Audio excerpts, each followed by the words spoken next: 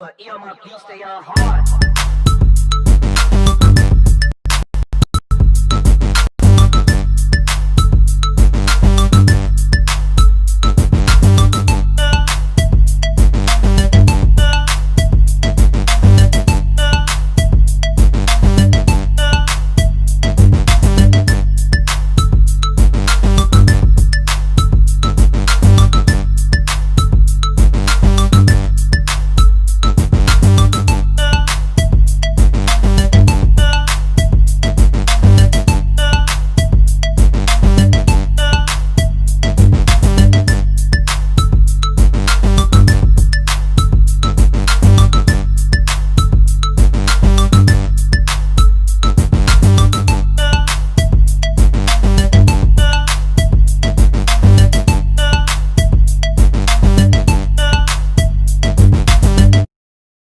Hello and welcome to another edition of the BCSN Sports Wrap. My name is Brian Fulford, joined as always by my partner in crime, AD Drew. AD, how you doing, my man? I'm doing fine. How about yourself, my brother? I'm doing well. Blessed to be here. A great opportunity, as always, to do this show with you. We appreciate you for anybody who's been watching our shows of late on YouTube or consuming us on the podcast via Anchor, Apple Podcasts, Google Podcasts, Spotify. We appreciate all of you out there. So as we get going into this show, a jam-packed show today. Of course, lots of news in the HBCU universe. So we definitely want to get into that. But before I do that, AD, let me get the plugs out the way to start the show. And got to remind you, of course, as you can see right there behind AD, we are part of the JERICHO broadcast networks on the Black College Sports Network. You can find us on Twitter, Instagram, and on Facebook by searching at MyBCSN1, the number one. And we also have a Facebook page for the BCSN Sports Wrap. And you can find us at BCSN Sports Wrap. Our show is also broadcast on YouTube, and that's MyJBNOnline, where you can find us on YouTube. And, of course, we want to encourage you to go download the JERICHO Broadcast Network's app on the Google and Apple stores, the Play stores, or whatever they call them.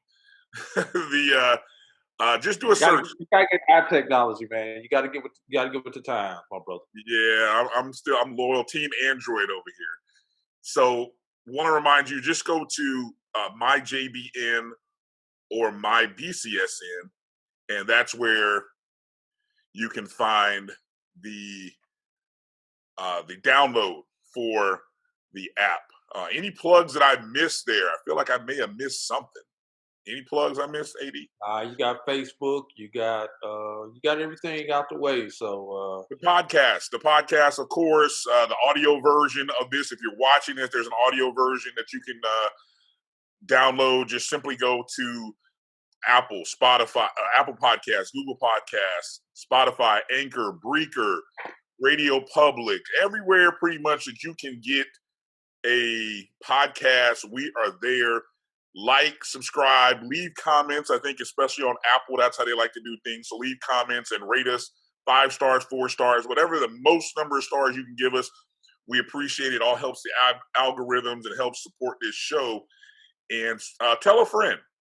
Most importantly, let someone know. Brighten up their life by sharing the BCSN Sports Wrap with them.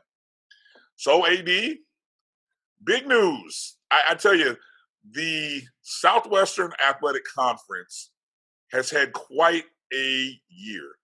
And even in the midst of COVID and without having major sports, fall sports cancellations, there have been so much positive press for the SWAC that it almost seems unreal.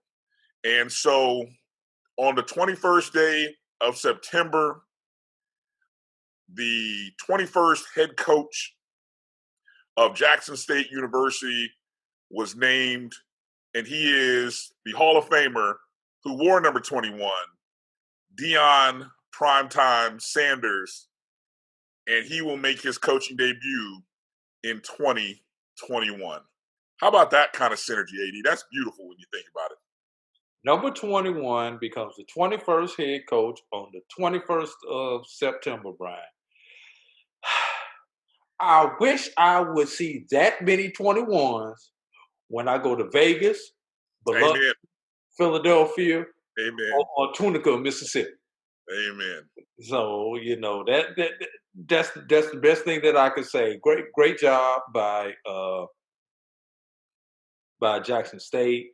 And we mentioned this earlier this week when I was on Inside the HBCU Sports Lab.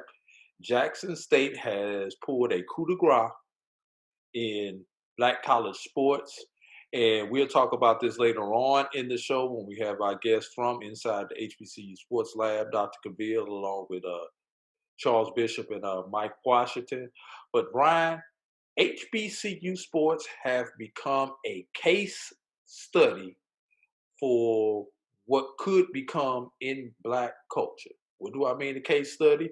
You take what's happened at Howard with the press that Howard has got, from McCool Maker to the volleyball players who transferred in, to even Vice Presidential nominee Kamala Harris, along with all the stuff around Black Panther and everything that's going on positive with Howard University. You take a school like Alabama State with the hiring of Mo Williams, former NBA player, NBA champion. You mix in that now, prime time, NFL Hall of Famer, prime time, Deion Sanders. They everybody's been talking about getting back to HBCUs, getting back to our roots. Well, we have a case study now. We have the opportunity to collect data to see if this is all talk in 2021 or if this is coming to fruition and we get back to something that's culturally significant for the rest of our lifetime and my children's lifetime. I think what's interesting about right now, the popularity of HBCUs. And I don't know if it's maybe because I'm in it, sort of covering it, that maybe I feel this way. I certainly, it's hard to judge from the outside, but I think now with the addition of Deion Sanders, we will get a true sense of whether this period in time matches what we grew up with in the the mid 80s, late 80s, when Bill Cosby and the Cosby Show and A Different World did such a wonderful job of exposing us. And you and I are two people from the Midwest. My parents from HBCUs, graduates of HBCUs, Norfolk State. And so being able to be educated about HBCUs because of the television shows that we saw was big for us. And also hip hop culture embraced HBCUs in the 90s. I feel like that got lost a little bit as the turn of the century came around. And now we see 20 years or so since you and I both left our colleges. We're starting to see, I think. 20, bro? I'm sorry? 20? Keep counting. I said 20 something. Is it 30 something? I was not quite 30 yet, but that's why I said 20 something. Actually, 30 years. We don't need specific dates. I have no problem saying I was walking the hill on the set 30 years ago as a freshman. Wow. Okay. There you go. Almost 30 for me. But that time we advance forward to now in this age, this digital social media age where people in their 20s and teens have instant access. It feels like, the HBCUs had to really get pushed, dragged, and pulled into this digital marketplace because they were definitely behind where some of the, as Doc likes to call, the historically white colleges and universities were. We were behind, or our schools were behind from just presence. Now I think we're starting to catch up. And now I see the exposure starting to grow. And I think this might be our first test, as you just said, a case study. This might be our first opportunity to view what it looks like from outside. I mean, I was just writing down earlier today the number of shows, national shows, that you and I probably both watch as just casual sports fans, that because of Deion Sanders being hired as the coach, Hall of Famer, you know, and all of the exposure that he had with him, his brand, his identity, his role with the NFL. You know, you had shows from Rich Eisen show, Dan Patrick, Good Morning America, Undisputed, First Take, Highly Questionable, College Game Day, ESPN, Fox Sports, CBS Sports, any and everybody who covers sports.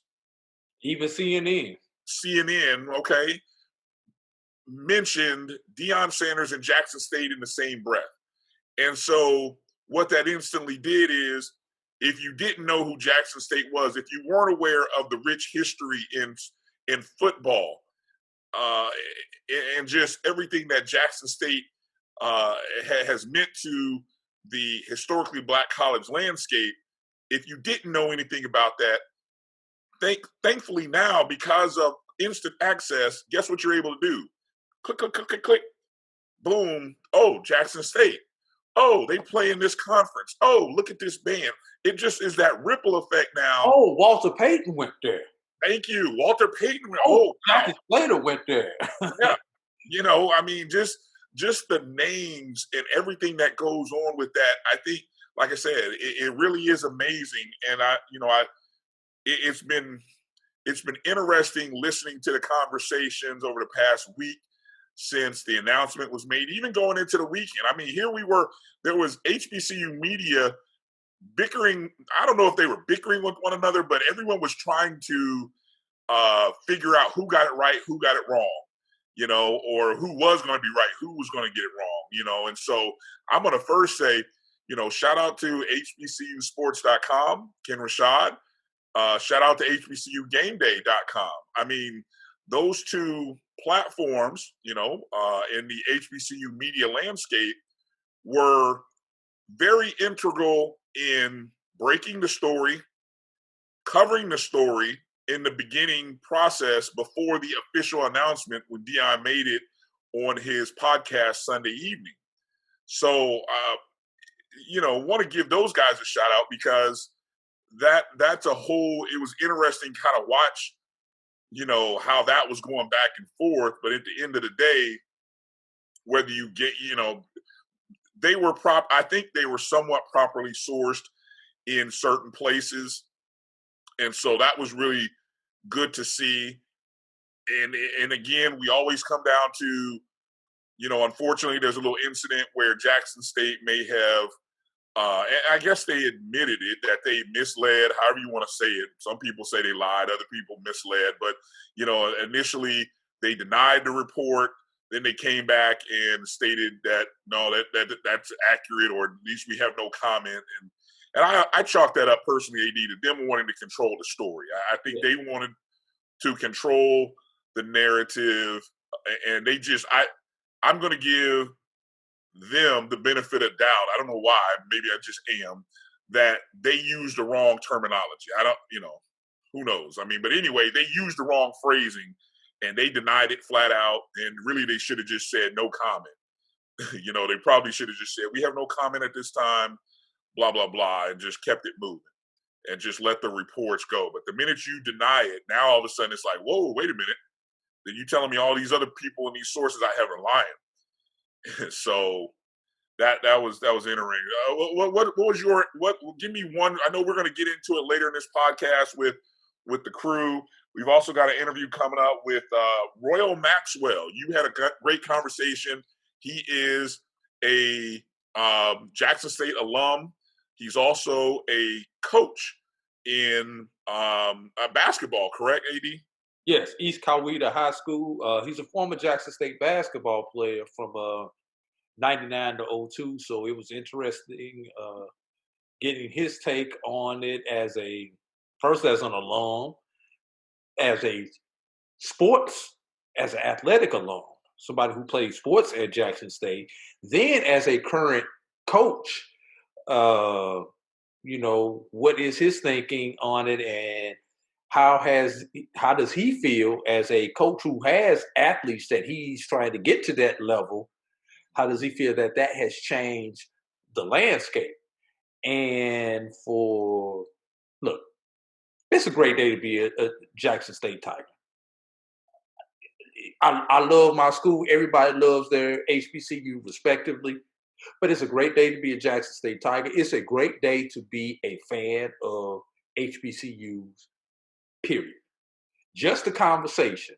Whether this quote-unquote experiment is a success or is a failure, the exposure that we have gotten basically in 2021 from the controversy of the North Carolina A&T move, the FAMU move, the Bethune move, everything surrounding Howard with Kamala Harris, Chadwick Boseman.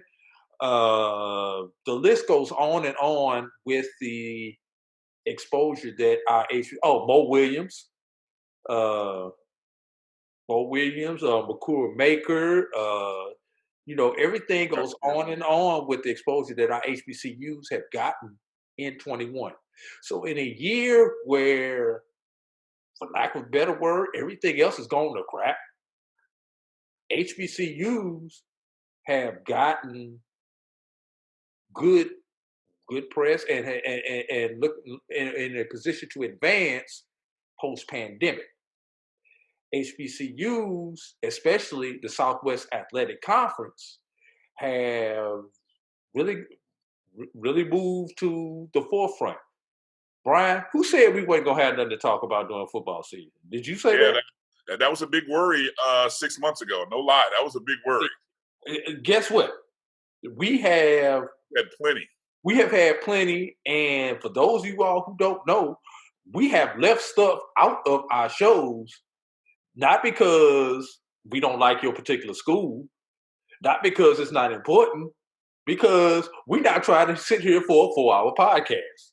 Because we could fill up 3 and 4 hours with information that we have access to. We'd have to become an everyday show, So we're a few years away from being that just yet. We're a few sponsors away from being there. That. You go. That's a better way of saying it. Exactly. We're a few exactly. As you all know, we do have regular 9 to 5s.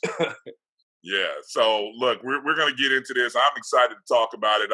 As I told you in a text, Deion Sanders is one of my most favorite sports personalities, athletes that I have never met, or been close to. So he is one of those guys that I have followed, and So anyway, we'll get into talking about that a little later. Let's get into a few other things here in this opening segment, because there is an HBCU that is playing football, AD, and that's Florida Memorial University. Of course, the Black College Sports Network is home of the Florida Memorial Lions when they are at home. We look forward to broadcasting their football season when they start with home games coming up in the month of October.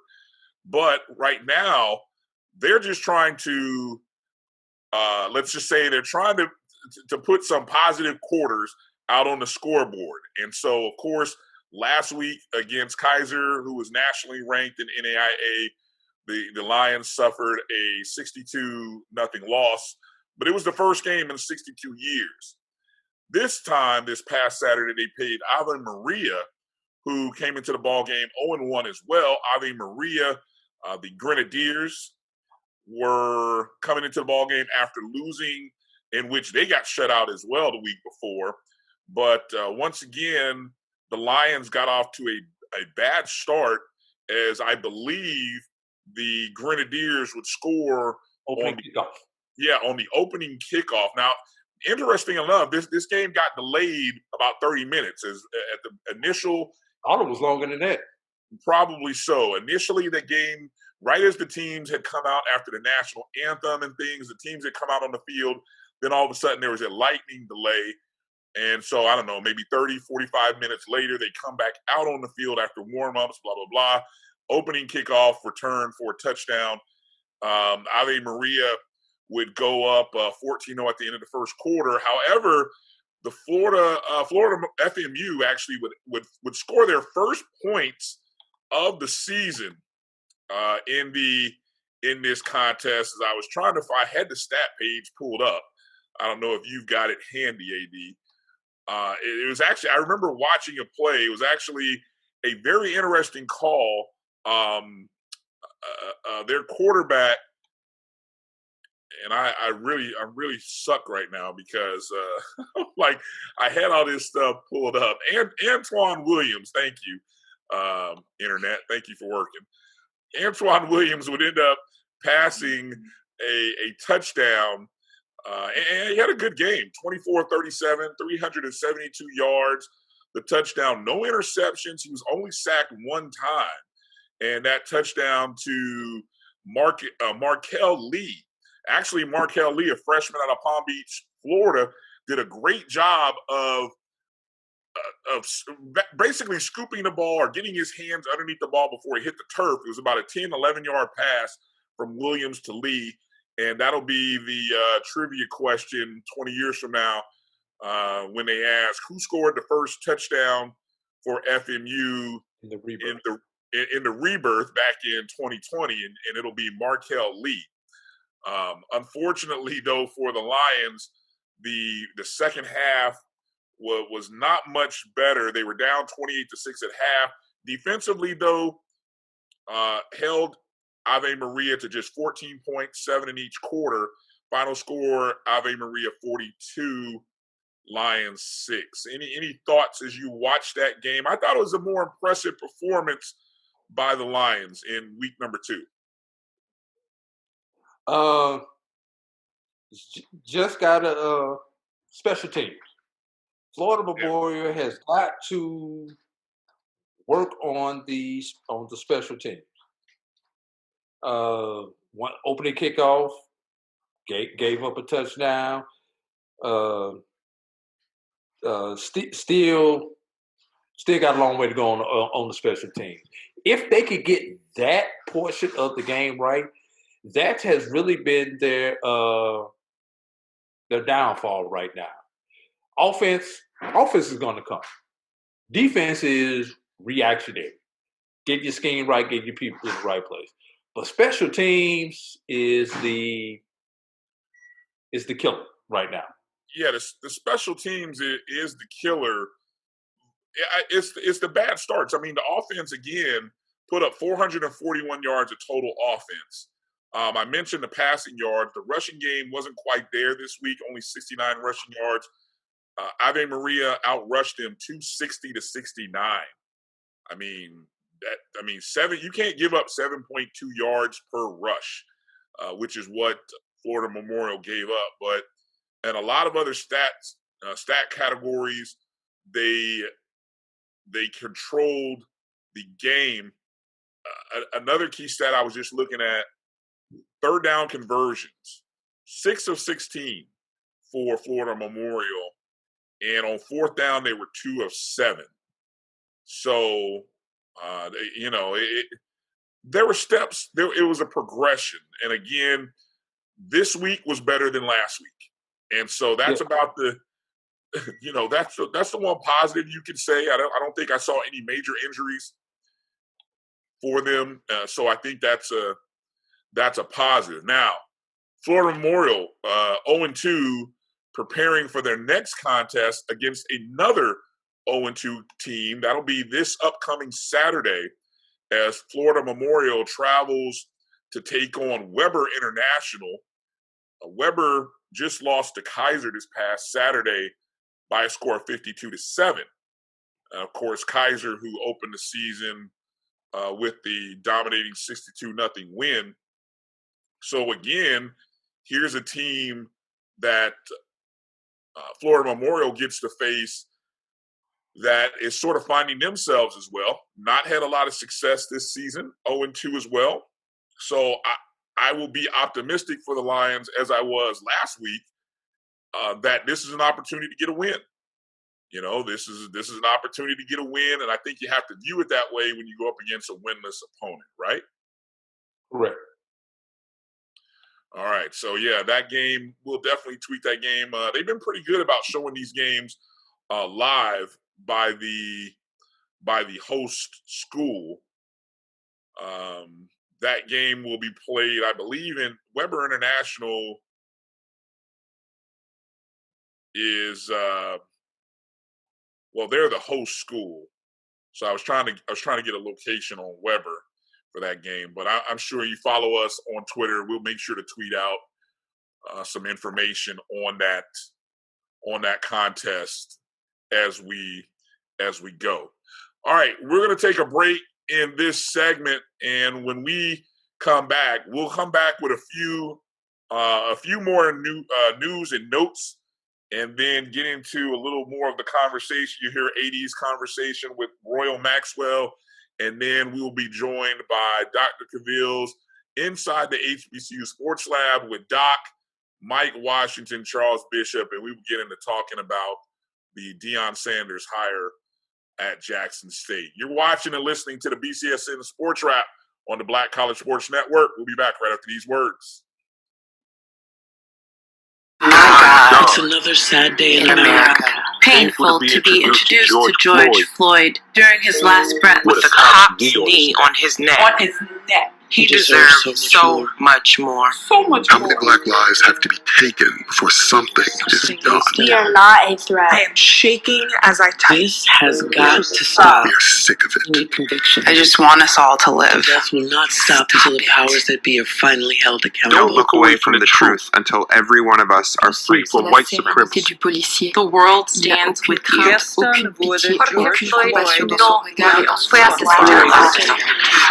Criminalizing and killing of black and brown bodies is not new. It's as old as America. It's just getting filmed more. Do you know what it feels like to be hunted? To have a new hashtag for a dead black person every single day? How does one plan a life if they aren't sure they will have a life to plan? Armstrong, Deborah Davis, Megan Michelle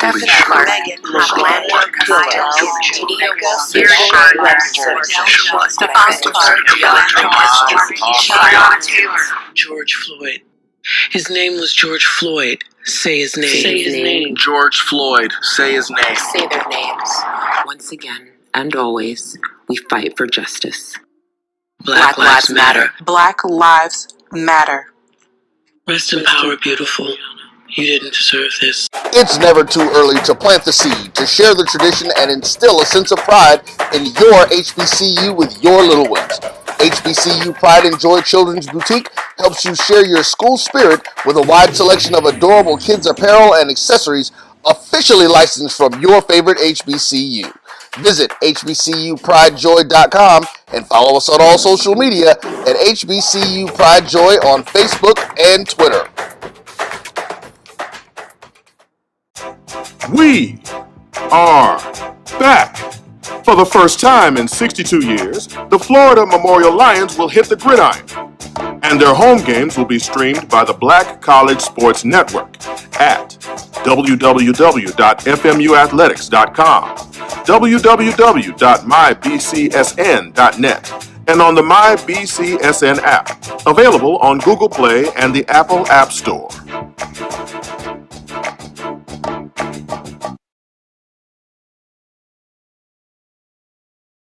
Welcome back to the BCSN Sports Wrap. Brian Fulford and AD Drew here. I want to remind you to join us on social media. Follow us personally, I guess is the way you say it. AD Drew is at BCSN Drew. You can find me at DRB365. Want to remind you our show, of course, is also in podcast format, audio only, on Anchor, Spotify, Google and Apple Podcasts, Breaker, Overcast, Radio Public, and Pocket Cast. There you go. All eight platforms is where you can find it. I always struggle. I usually get about 6 of them, AD, and I leave 2 off. But pretty much wherever you're listening and subscribing to podcasts, that's where you can find us. So on this show coming up a little bit later, you're going to hear a conversation with Royal Maxwell, a Jackson State alum, who will share his thoughts with us on the impact of Deion Sanders, the new head coach at Jackson State University. And then we also have our conversation, our group chat with inside the HBCU Sports Lab. We'll have Dr. Kenyatta Cavill, Charles Bishop, and Mike Washington all joining us. AD, as we continue on with some of the news and notes from the past few days, the Mid-Eastern Athletic Conference is in the news, not one to be outdone by the SWAC. Well, they're in the news because we saw earlier this week that the NCAA finally announced the spring schedule for fall sports. And among, basically, you've got, I counted at least about 5 or 6 sports. I mean, football, volleyball, I think cross country, golf was all included. So their spring schedule, which basically, was a flow chart of how many contests you needed to qualify to play in a playoffs or championships, when those would be. That'll be an interesting conversation to have later, AD, because a lot of those dates, I mean, you talk about a busy spring. I mean, my goodness, the amount of athletic events and tournaments that not only the NCAA will be hosting, but colleges will be competing in the spring is going to be ridiculous.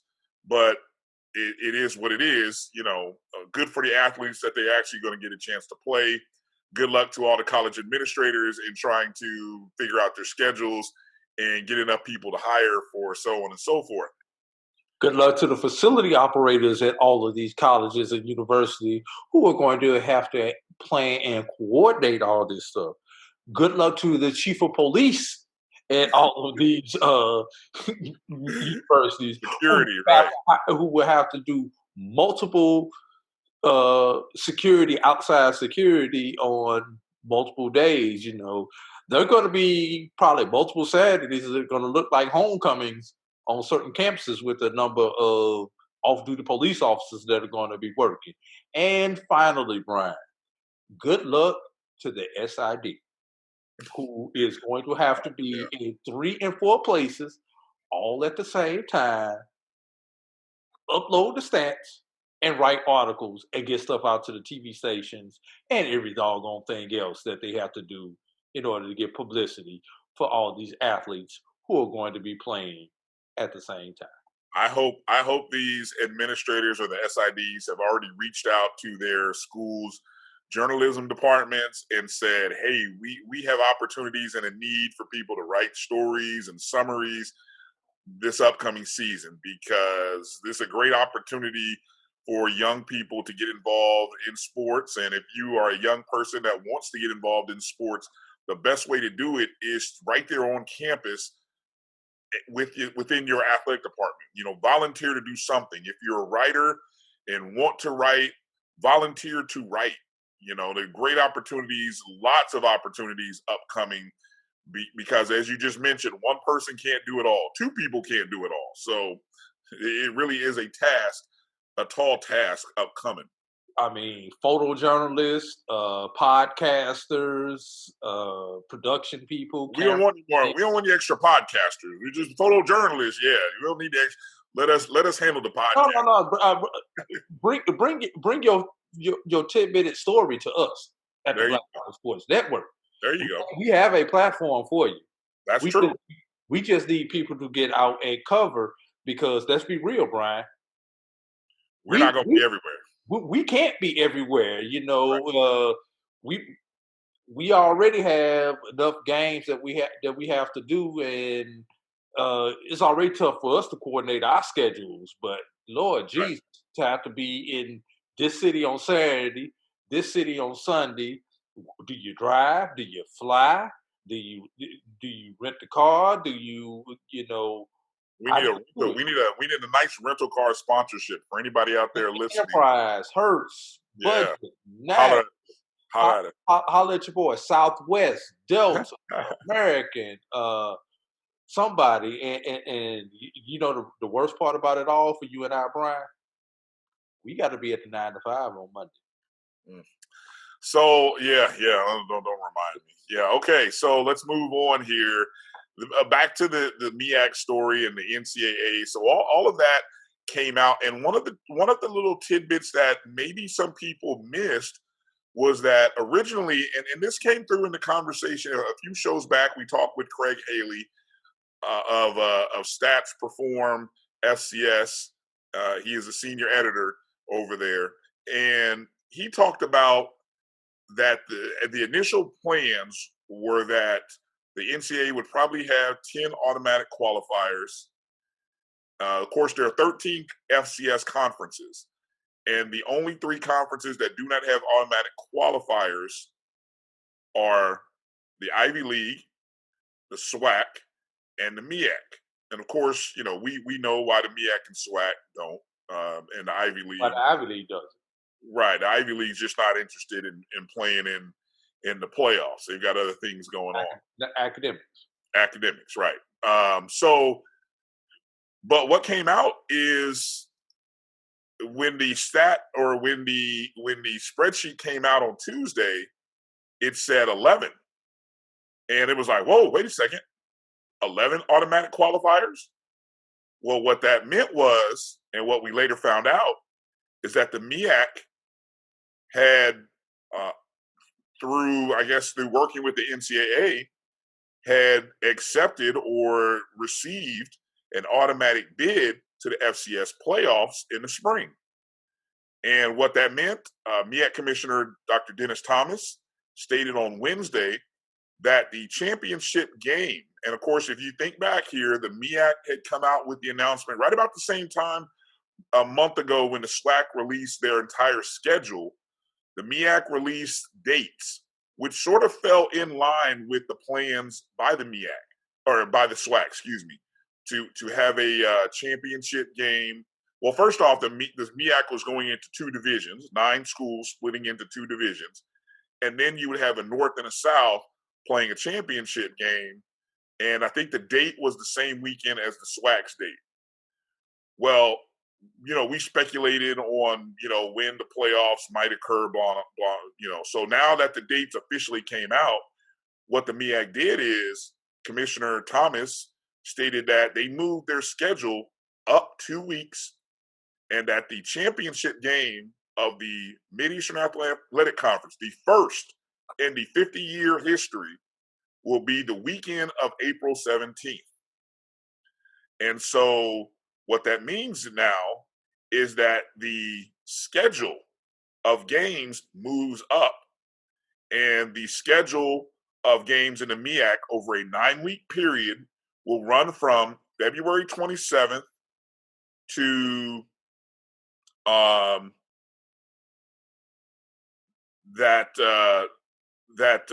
April 17th date, and that the MEAC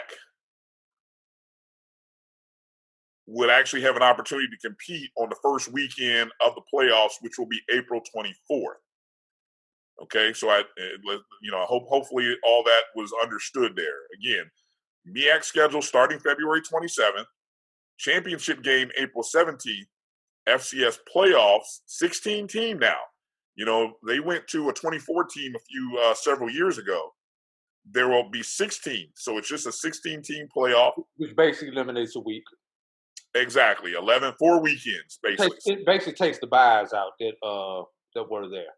Exactly. So 11 qualifiers, 5 at-large bids, and so it becomes very important to win a championship this year. And it'll be, we've already talked about, you've got the Southern Division that consists of Bethune-Cookman, Florida A&M, North Carolina A&T, North Carolina Central, and South Carolina State. That's your South Division. That is loaded. And then in the North, Delaware State, Howard, Morgan State, and Norfolk State. Now, it still hasn't been determined how they're going to break up the games, although you had a theory about possibly playing some teams within your division twice, correct? Correct. That would work excellent in the North. Great for the North, horrible for the South, because somebody in the South. Yeah, somebody's going to get screwed and have to play. You do not want to see any team in the South second time. Whether you have to. Right, exactly. So that's going to be a interesting factor to watch. And I also think there was another thing that came out. And this came out last week from the NCAA. They approved an opportunity for teams to have what they call fall ball. So essentially, if it's already been determined what your spring schedule is during this fall, well, let me backtrack. If it's already been determined when your first game is going to be in the spring, you can begin having what they call fall ball. I guess it's similar to spring practice. Yeah, spring practice. During a normal year, you would have spring practice because you know in the fall when the first game is going to be. Right. So similar days to practice condition, et cetera, et cetera. Right. Similar conditions were set up for the fall. Now, obviously, that's great for the SWAC because we already know what their schedule in the first game is. However, the MEAC has not set a schedule with the first set of games for anybody. So there are teams who could theoretically be having fall ball during this time, but nobody is because they don't know the schedule. So it's sort of a missed opportunity. And I know there are some FCS schools that are having fall ball. I think I saw Tennessee State is having some practices, fall ball practices. Also, Brian, if you saw that released by the NCAA, they also kind of laid out the scenarios where you can have a split season, where you can play certain games in the fall and then come back and play your conference schedule in the spring. And there are still rumors out there that FAMU, and I've been following FAMU in particular, may pick up a game or two this fall. You know, they're still trying to figure out if they can play a Florida State. I don't know who Florida State has for its +1. Interesting. But that rumor is still out there. And would you love to see FAM play Florida State at Doak Campbell? Well, I would love it. I mean, it'd be great. And I think here's how I could imagine something like that happening. If FAMU were able to play fall ball or be able to do fall ball, say from mid-October to early November, that one game could sort of be like their spring game. It would be sort of their fall game. Right. You know, and that's an opportunity to actually get on the field, get a check, play, get a check, play, get a check, and kind of put something on tape that you can use to get prepared for the conference season. I love the idea. I don't know all the protocol. That's the first I've heard of that. So, I mean, good scoop by you, AD. I hadn't heard of that happening. Yes. And also, speaking of these games, we still don't know what the situation is going to be with fans, et cetera, right. Going into the spring. How many people are going to be allowed? Were you going to be at 25%, 50%, or the full 100% capacity? Correct me if I'm wrong on this one, Brian. I believe FAMU is the designated home team for the Florida Classic this year. And the only reason I'm going with that because I remember FAMU wearing white, and usually the team in white is the road team this past year, and Bethune had the dark color last year during the Florida Classic. You know what? You mentioned that, and you're right on the color coordination, but I didn't pay any attention to home and away. You know, so now I'm throwing out a wild theory. Just thought about this during this conversation. Okay. We're speaking of Doak Campbell Stadium. Okay. Say Orlando, where you're located at, where you're based out of, does not allow for the Florida Classic, either due to schedule conflict or something else, local ordinances as far as number of people, et cetera, et cetera.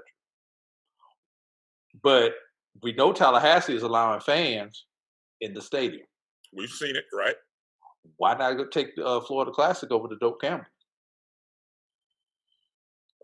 Well, if the relationship, you can still get 20,000 people in Doak Campbell. I'm pretty sure FSU will lease it to FAMU for a pretty good sum. You know you can't get 20,000 in Bragg if they have the restrictions right, on a 25,000 seat stadium. You're only probably talking about what, 5 to 7,000 maybe in Bragg. Yeah, and we know Bethune Stadium is not as large as Bragg. So both these teams want to make money. Go to Doak. From an administrative level, that sounds like a great idea. I'm curious though how much pushback will come from FAMU alumni, things of that nature, about having to go play at Doak. There's a we used to go play FSU in basketball at the Civic Center. No, I don't think which was Florida State's home court. Yeah, but I don't know if the Civic. I don't know if that play Bethune at the Civic Center because Gaither did not hold it up for the Bethune game when we were in school. Okay, but that was more of it wasn't sitting right in the smack dab heart of campus. It's sitting downtown. Yeah, I mean, it's Florida State's campus technically. Okay, I don't consider. It's funny. I don't consider that because that site holds or used to hold graduations. At that time, I don't consider that site. It's not. I don't consider it Florida State's. I don't consider it Florida State's. Yeah. All right, at least back then. I don't know about it now. I haven't been up there in a decade or two. But back then, I don't consider that Florida State's. Unlike Doak Campbell, you consider Doak Campbell Florida State. I just wonder if people would feel some kind of way about having to go play a game against a rival like Bethune at Doak Campbell. I mean, sometimes how we get your opportunity to get some type of revenue in.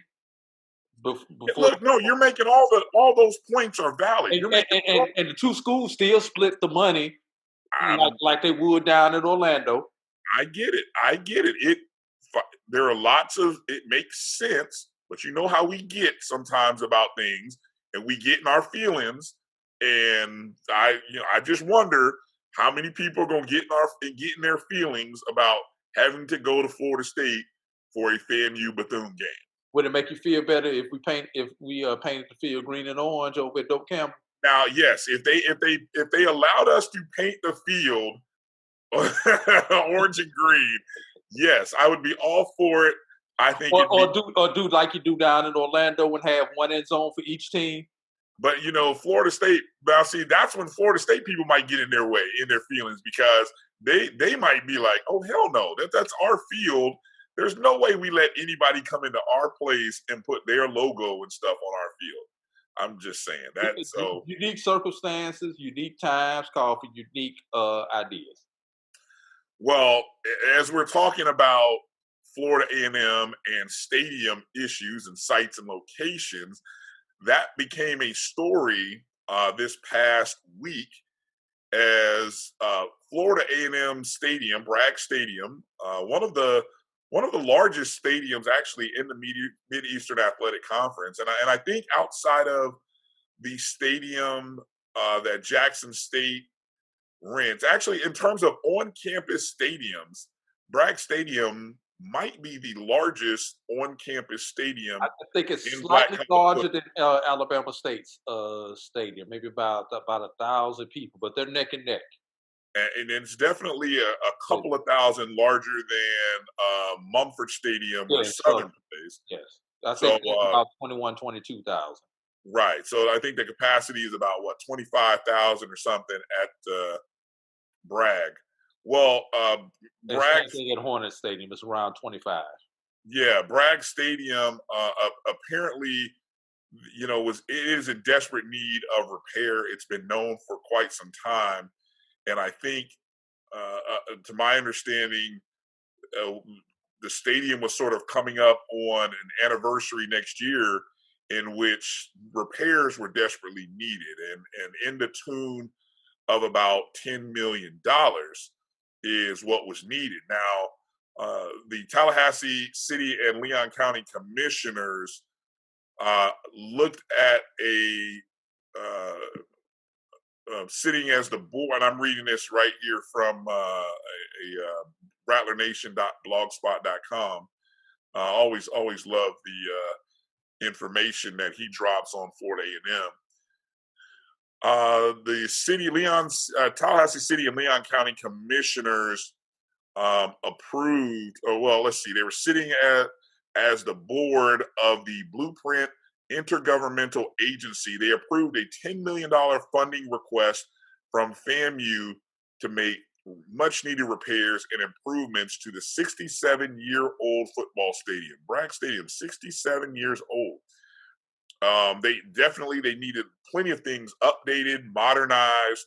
Now, I mean, we're not talking like an upper deck. We're not talking new scoreboard. We're just talking basic additional bathrooms, bleachers being updated. The literal structure of the stadium needed to be upgraded, and of course, in doing that, that's an opportunity to upgrade the concession stands, the bathrooms. I mean, they might still have troughs at Bragg. I'm sorry. They were supposed to be adding some suites on the. It goes from the home side to the visitor side, depending on what year and who's coaching. But on the east side of the stadium. Right. So with the $10 million allocation, they say that you shouldn't see dramatic changes to the stadium. The money will primarily be used to make basic life and safety repairs, which will extend the life of the stadium. Some cosmetic improvements, of course, new paint job, new restrooms, new sound system, and as you mentioned, a completely new press box, which from the drawings that I saw, I don't know if you saw the drawings that I saw. No, I haven't. Okay, so I had a diagram that was sent to me that showed, like, right now, currently the press box and the suites all sit on the west side of the stadium. Well, apparently the press box will be new and will go over to the east side, which for anybody who's been to a FAMU game in Bragg Stadium, that's basically the side where students and the hundreds sit. That's the east side. So apparently that will be where the new press box will go. And that also is the side that as the sun is going down, the sun will be shining in your face at that direction as well. And then what was as you mentioned, new suites. Well, those suites would actually be a part of the west side where the old, there are suites actually on the upper deck of that press box, and not very many, but so I guess they're going to expand that area over there. Just scanning here, just looking, they say, what does $10 million buy? The funds, you have almost $4 million used to replace the stadium pan, which is called basically the steel floor of the stadium. You got almost $2 million will repair and reinforce support beams under the stadium. New lighting, almost $1 million for new lighting, almost $500,000 for the new sound system, $50,000 for scoreboard repairs, $100,000 to demolish the current press box, which has been deemed as unusable after the current year. That's so. In all, they say the total expected cost of the repairs is estimated at $11.6 million. And I thought the one interesting thing, AD, is they said that the economic impact of the repairs would be about $27 million to the city and county through the improvements. And so a lot of people in Tallahassee, a lot of FAMU folks were upset with some commissioners. And I think the vote was 11-3, if I recall. So I know there was a campaign to let the 3 folks who voted no, let them know that, hey, we see you, and trust me, when it comes time to vote, you're not gonna get our vote, or we're gonna vote against you. One of the things. Yeah. Couple of things on the FAMU Stadium, and I'll try to be brief, Brian. We're talking about playing 2 football seasons in 1 year in 21. When will these repairs occur? Because normally you would start prepping things as you could right now and start those repairs in November, sometime around Thanksgiving, and then you would have up until August or September, whenever the first home game is, to get a majority of your work done. You shut down for the full months during that season, and then come back during the next off season and finish up. When are these repairs going to get done, Brian? Do you have privy to that information? Well, from what I read, is that there were 2 windows. In order to be able to play in the fall, they had to happen almost this fall, which would probably carry the repairs into the spring. Which, of course, Bragg will be looking like it was my freshman year with all the gates and everything else around campus. Well, it just means that if the construction is going on late in the next month or 2, now that it's all been approved, that there may not be any games played this spring at Bragg Stadium. which I know 2 stadiums in Tallahassee where they can play at. Yes, well, one of the Capital City Stadium, and then you got Dope. Which one you think is going to be better for a college football team? The Capital City Stadium is not bad for a high school stadium. I was going to say Capital.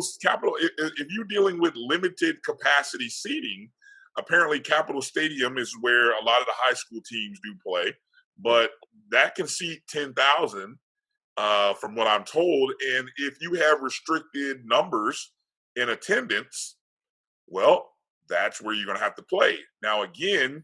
But does it have college level lighting and the press area and media boxes and all the other things that you're going to need?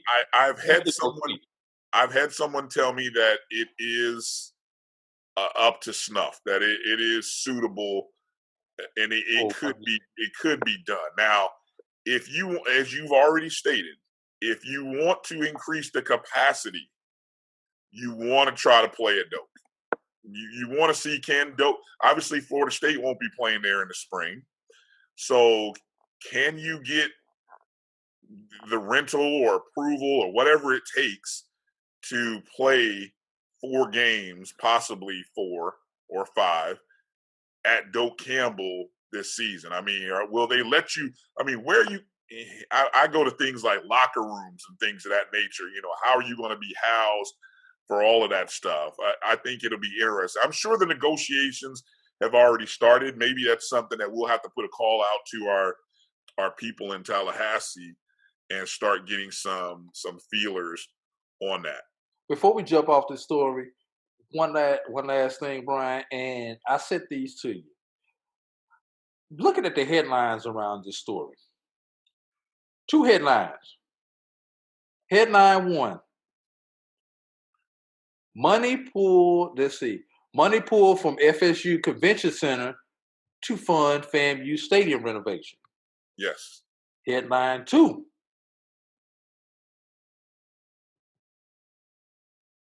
FAMU receives. It didn't open up.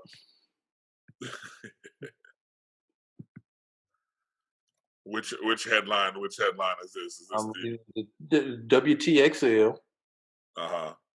And I'm not even gonna mention the other one. FAMU receives $10 million in blueprint funds for Bragg Stadium renovation. Right. Same story. Yeah.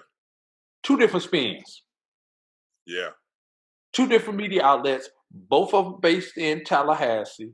One, once again, FAMU pulled money from FSU Convention Center. Other headline, FAMU receives funding.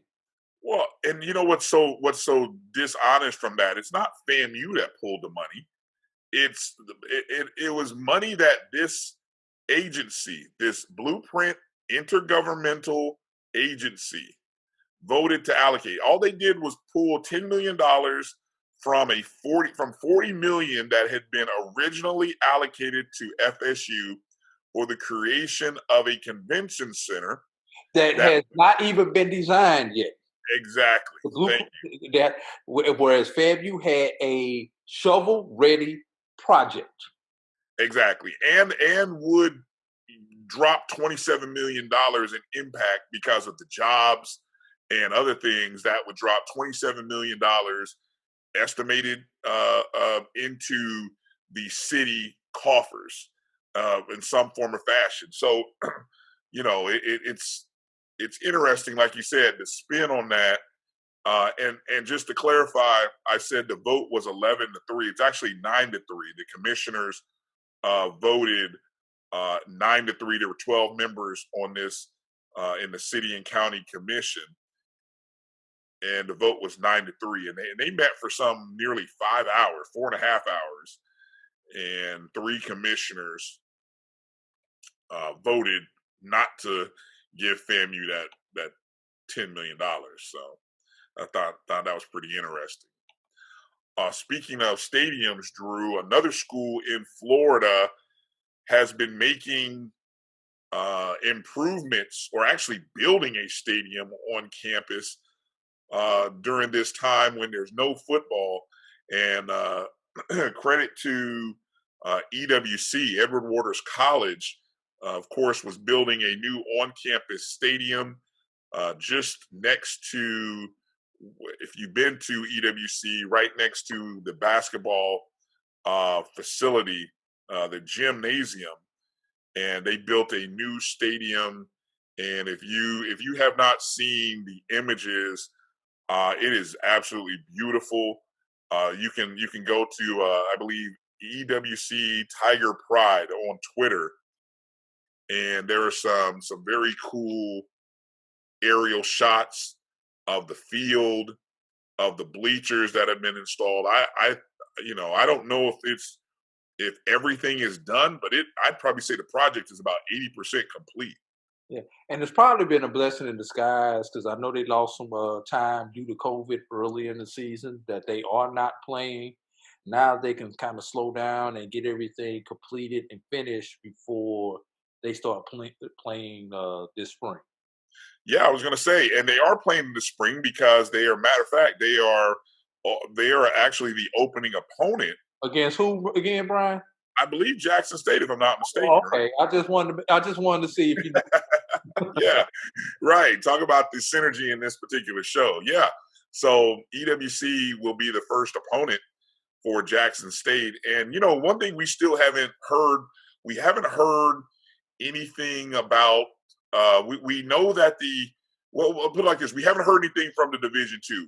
A lot of talk has been, whether the SIAC and the CIAA, is it worth them even playing in the spring? We haven't heard any buzz about that. I mean, in fact, the NCAA hasn't even come out and said if there will be or what their schedule or timeline is for fall sports. And I think that's probably a matter of them taking care of Division I and FCS first before they get down to Division II and III.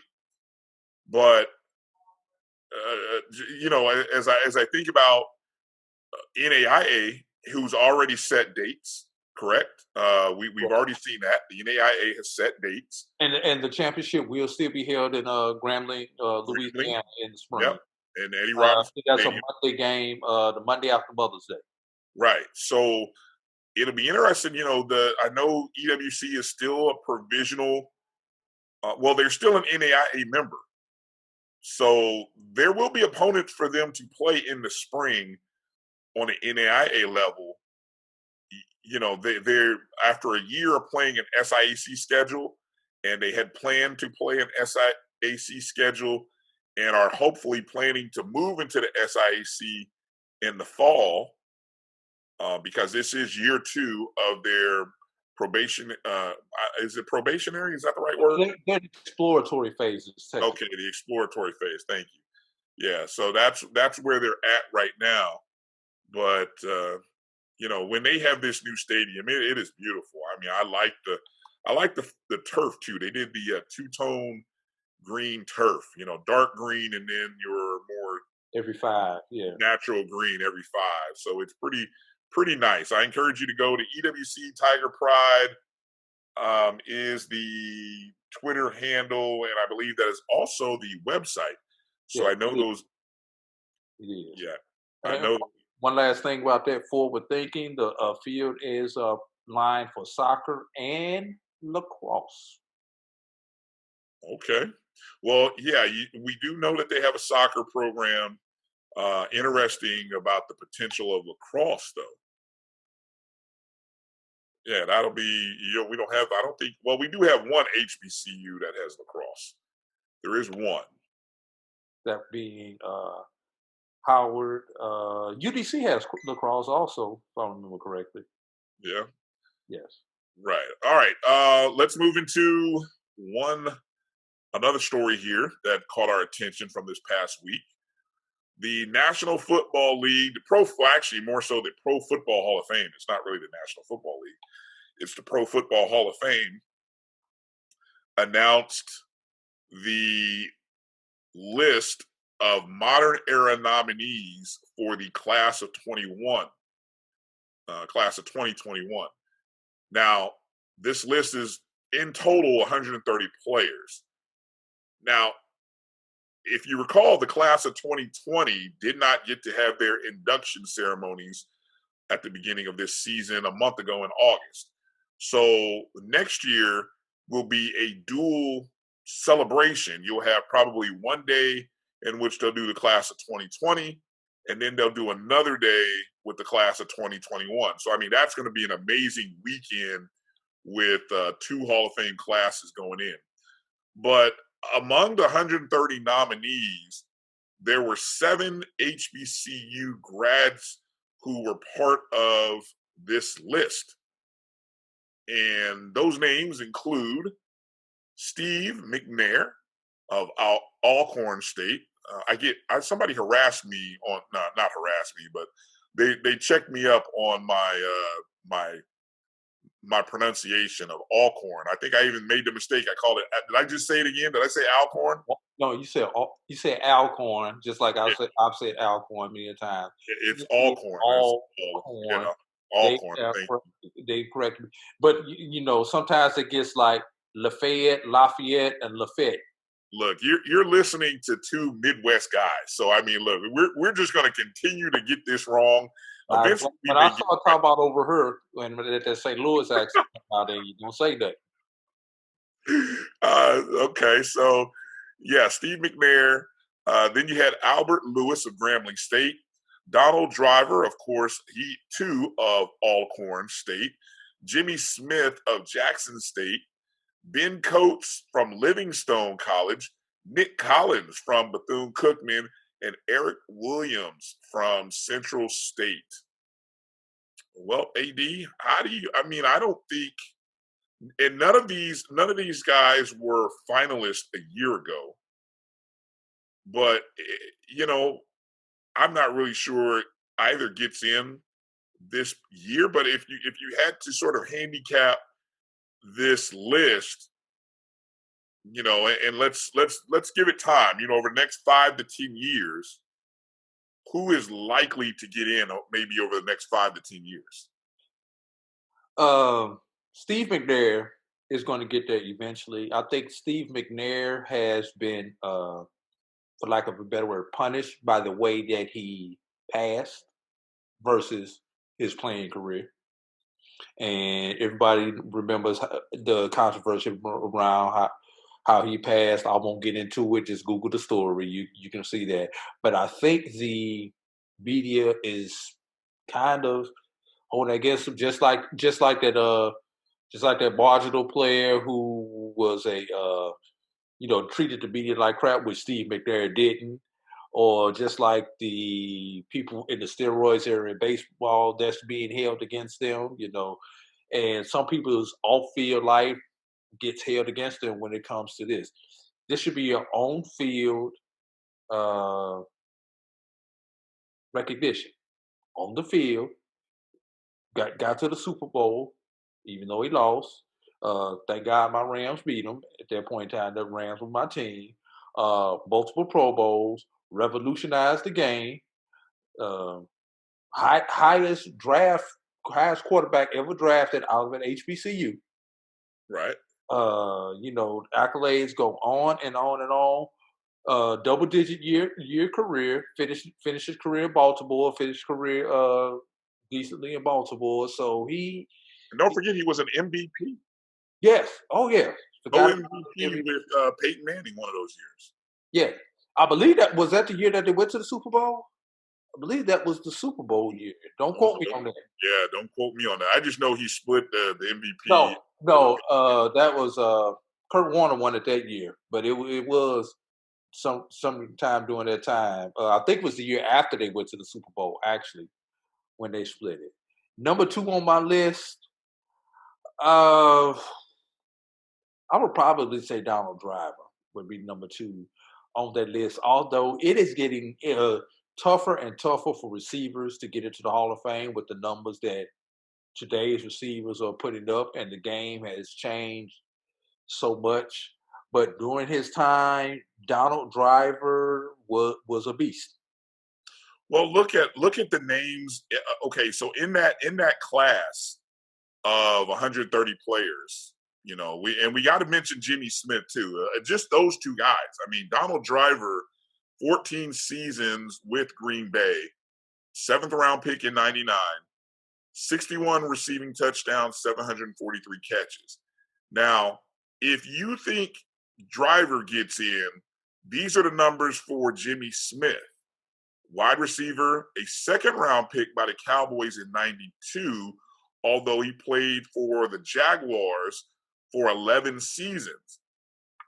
862 receptions, 67 touchdowns, 12,287 receiving yards. So, I mean, if you think Driver's in, then there's a real strong case for Jimmy Smith. But you just talked about how loaded that wide receiver class. These are the wide receivers that were just in that list of 130 players. You had Driver and Smith.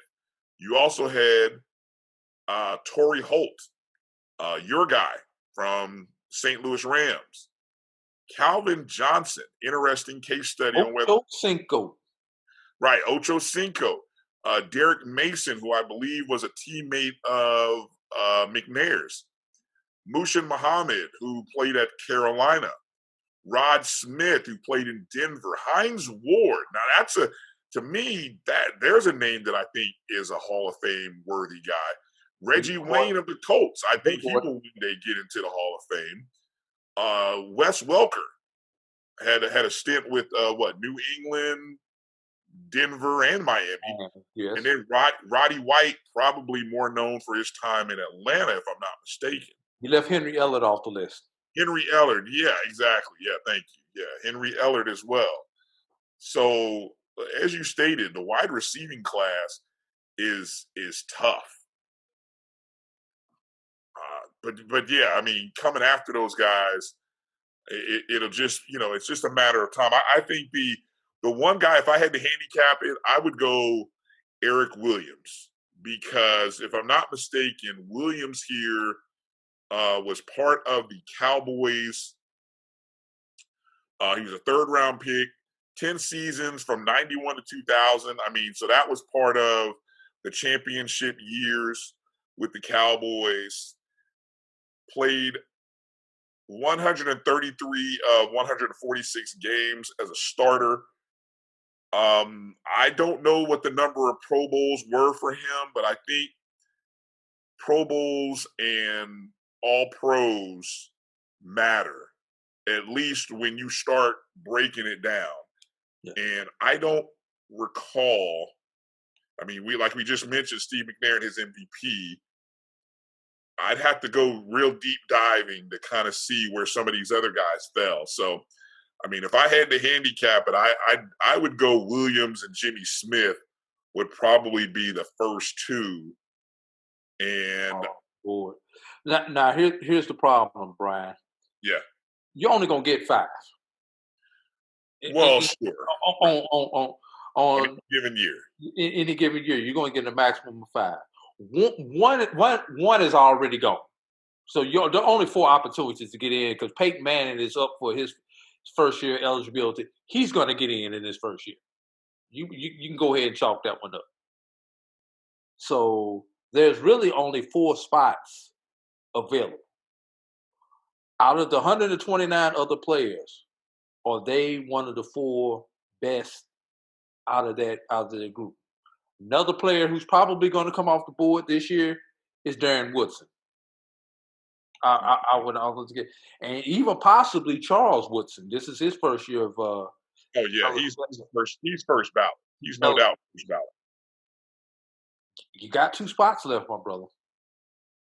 They may make it to the final. One of them may make it to the finalist list. Steve McNair should make the cut down list. I'll be honest, I don't think he's going to make it. Just looking at some of these people who are on this list, especially some of these first timers on this list. Yeah, no. I don't see. I mean, they're 14 of the 30. They're 4. If I'm not mistaken, I think the report said they're 14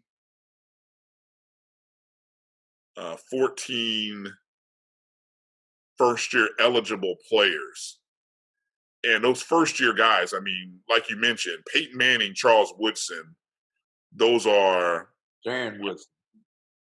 Huh? I say Darren Woodson also. Is Darren Woodson he's not a first team. No, he's not a first-timer, but he's on the list. Yeah, but I mean, just, among quarterbacks that are on this list, we're talking Steve McNair, you've got Drew Bledsoe, Randall Cunningham, Del Home, Garcia, Dave Craig, Peyton, Donovan McNabb. I think it'll be interesting to kind of see how do you compare Steve McNair and Donovan McNabb. I think that's an interesting back and forth and debate. I would throw Drew Bledsoe into that as well. Those 3 guys who were, if you think back in the day when they played, and if you broke up your quarterbacks into tiers, like, hey, these are tier 1 guys, tier 2, tier 3, I would say Bledsoe, McNabb, McNair were either tier 1 at the time that they played, or they were like tier 2, right on the verge of being tier 1. Would you agree? I agree. All right, Brian. Question of the day. Which one of those 3 that you just named comes in second behind Peyton? Ooh. In the quarterback voting. I would bet McNabb. I think the 4. I think he's got a longer resume than Randall Cunningham, who I think had Randall led that Vikings team had they got to the Super Bowl and won it, I think Randall could have got in. Yeah. And I think Bledsoe got to a Super Bowl. He had a good decade, but I think he got that injury kind of sidelined where his career went. Of course, he got replaced by Tom Brady. And as good as he was never as good as he was in New England. Correct. And McNabb just had a good run in Philly with Andy Reid. I'm going to go. McNabb never won an MVP, did he? Not to my knowledge. But he did with 3 NFC championships and 1 Super Bowl. Yeah. So, and McNair only got to the Super Bowl 1 time. And a couple of other AFC championships. Oh, he did? Okay.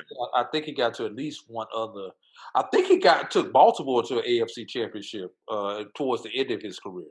See, that's tough, man. That is so tough. I'm leaning towards McNabb. And I guess for some reason, maybe because I think McNabb, I don't know what total games look like for those guys, but I think McNabb played a little bit more in the beginning of his career than McNair did. I think McNair his first 2 years. Yeah, he was pigeon-held a little bit those first couple years having to sit behind Chris Chandler. But That's a tough one, man. I got to go back and look at the stats. But right now today. I'm telling you, McNabb. Let's move on. Yeah, move on. We'll be here all day, kind of debating that. All right, AD. One final story before we go to a break. We had the conversation. We appreciate Xavier University for allowing us the opportunity to talk about their move to the Red River Athletic Conference. But I don't want to skip over some of the accomplishments by Dillard University. I call them their rival, and we'll get into that in just a minute. Maybe their former rival. Maybe their former rival, right. The two news bits from Dillard University.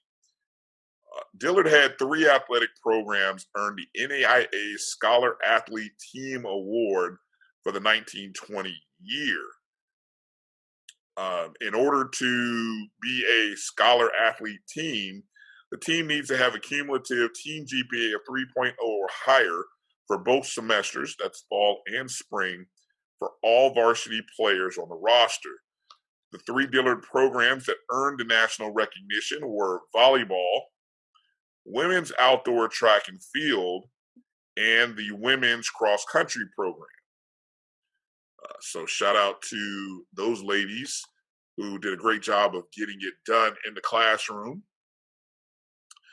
And then Dillard Athletics earned the NAIA Champions of Character 5-Star Institution Gold Level Award for 19 and 20.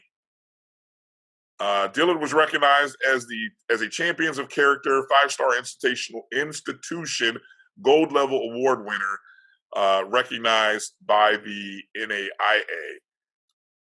And the Champions of Character scorecard measures a commitment to character training, academic focus, character promotion, conduct in competition, and character recognition on a scale of 100 points.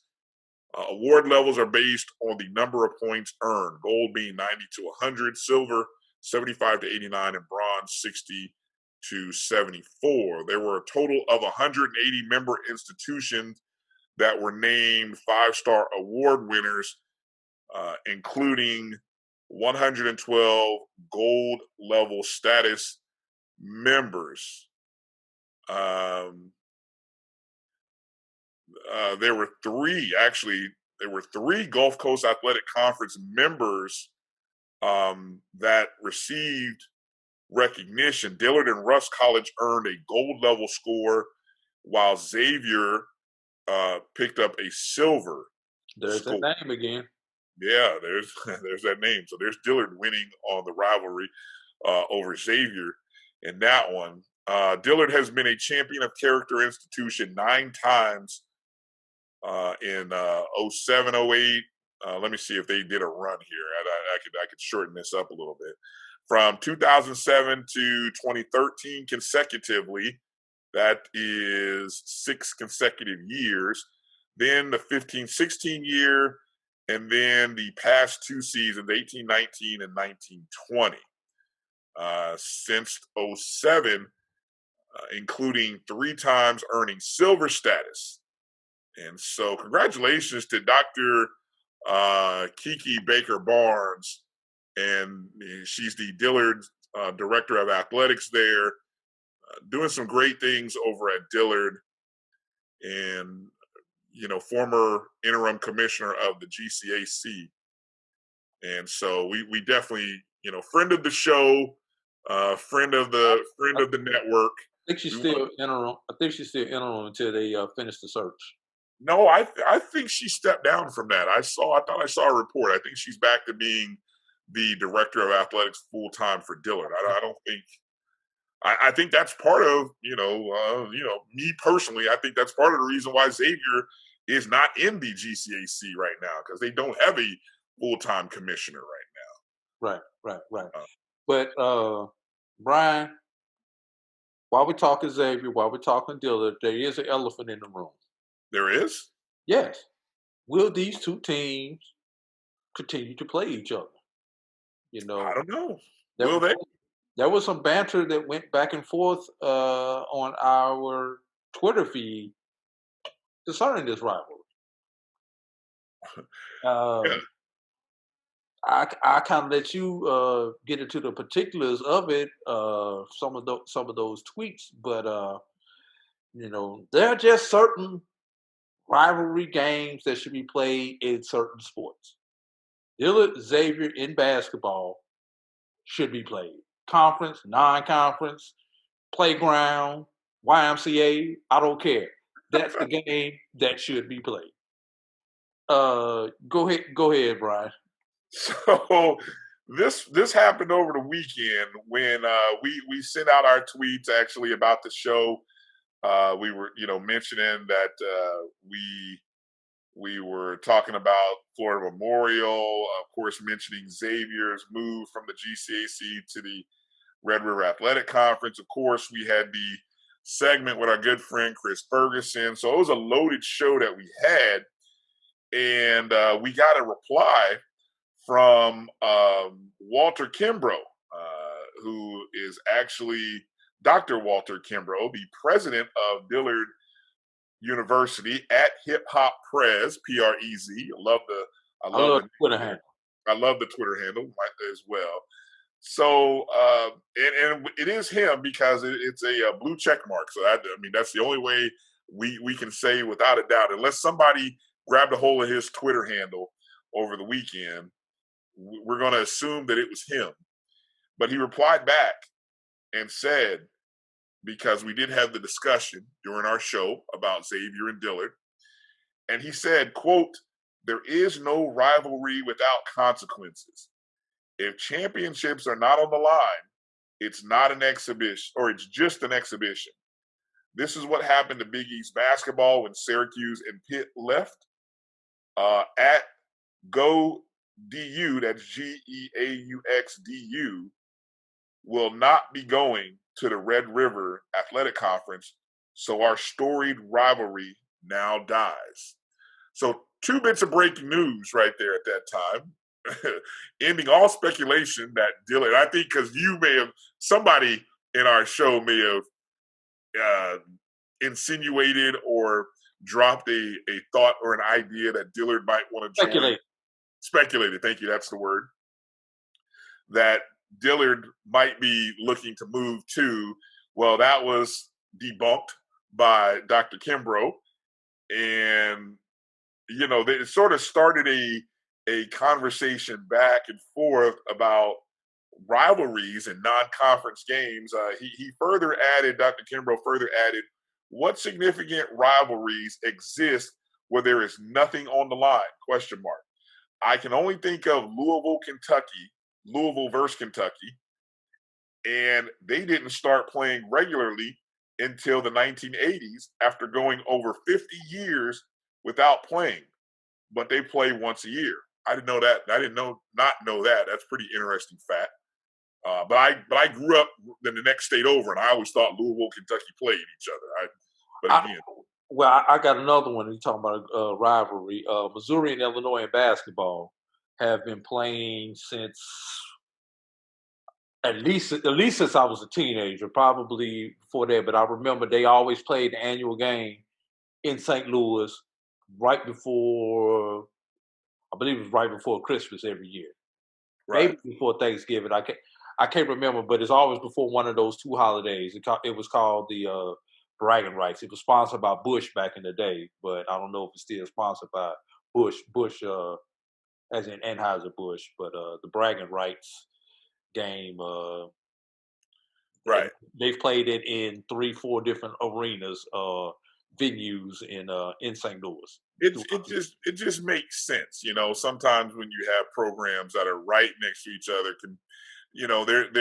they're pulling from the same media market, the attention of the press, the home base, exactly, local fans, so on and so forth. I thought it was pretty interesting that he used the phrase significant rivalry. So I replied back after seeing that. I think I'd even said something to him after his first tweet, and I'm going to see if it pulls up here. You and I both tweeted. We were like, well, you were more so plugging something. I think you were like, hey, Hip Hop Prez, come on to the show. We can talk about it. And an invitation is still out there, Mr. President, Madam Athletic Director. Please come on to the show if you want to discuss this. That's what we're here for. You were like, come on, let's work. Have an open invitation. There are multiple ways to get in touch with us. Hit me on my Twitter at BCSNBrew. If you go to my Twitter, you can find my email address. It's out there. It's public knowledge. Matter of fact, your athletic director, I believe, has my email address. So you're just trying to bring everybody together. Look, I see you working. You're like, let me be the negotiator here and bring everybody together. Exactly. Let's talk it out. So I had tweeted back to him initially when I saw the first reply, and I said, there's too much history and pride between your schools for the rivalry to be dead. Given the influence both schools have in NOLA, New Orleans, Louisiana, acronym there, anybody who doesn't know that, you'll still be competing for students academically and athletically for years to come. I hope your hashtag DU versus XULA games continue for the fans. And then that's when he had mentioned something about the significant rivalry, so on and so forth. And I once again replied, is being considered the best HBCU-NAIA athletic team or program in the city and area not significant enough for you? Interesting choice of words, quote unquote, significant rivalries. I think it's the fans, alumni, players, and coaches that determine whether an opponent is a significant rival. And then he replied with, I still am trying to figure this out because it feels cryptic. He replied, yet none of those constituencies were consulted before the move was made. I'm still trying to figure out which constituencies that he's talking about. On that. Right. Once again, Mr. President, please come on and explain that to us. Which constituencies are you talking about? The invitation is yours. Again, yeah. So we stirred the horn. Look, I mean, it's interesting to say the least. I just don't know why you would not play a game that literally nobody has to travel to. You know, one year have it at one gym, the next year have it at another site. Let it be for bragging rights. I don't care if it's make it every sport. I mean, make it, you know what, create a commissioner's cup. You want something to play for? How about that? Somebody within the New Orleans, Louisiana city, how about a key to the city or some award that, between Xavier and Dillard, every time they play, it counts as a point towards this key or this trophy. Something, make it worth something. Since you want to play for something, let's give them something to play for. Brian, before we take our break, what are a couple rivals out there that no matter what, football, basketball, whatever, should be played? They may be played now. They're probably not played now, but a couple of them that you could think of that should be played. Like, I'll give you one for instance. I don't believe Central State and Wilberforce play anymore. And basketball? Yeah. Basketball, yeah. Yeah. Well, I think that's the thing. Are we talking basketball or are we talking football? Because I know in football it's a little tougher in football. But I instantly come to Nebraska, Oklahoma. Yeah. Like, I can't understand Nebraska and Oklahoma not playing. That's just like Missouri and Kansas not playing anymore in anything. It is not like Missouri and Kansas. No, it is not. I'm from Missouri. Yes, it is, bro. No, Jesus, no. Missouri dominated. See, the thing was, Missouri were dominating in football and Kansas were dominating in basketball. That's what made that rivalry interesting. Okay. I'll concede locally within those two states, it was a big deal. But I'm talking a region of the country. Nebraska, Oklahoma was a big deal. And, it's a shame that they don't play each other anymore after they split and went different ways. That's crazy. But what about on the HBCU level? Anything you could think of? No, because I think, it'll be interesting to see what happens after Bethune and FAMU leave the MEAC, because I think, well, for example, let's just say one that happened and actually came back this past year, Howard and Hampton. The battle, what do you say? The battle for HU, the real HU. Yeah. What some name. They had been playing for years. The year that Hampton got booted out of the MEAC schedules, off the MEAC schedules, that was a year they were supposed to play. And then, of course, the following year they played in the Chicago Football Classic. Now, what about Union and Hampton? They play Union and Hampton. As a matter of fact, that was supposed to be started. Yeah, they play each other. Norfolk State and Virginia Union. Yeah. Those were old CIAA rivals. I don't think they play anymore.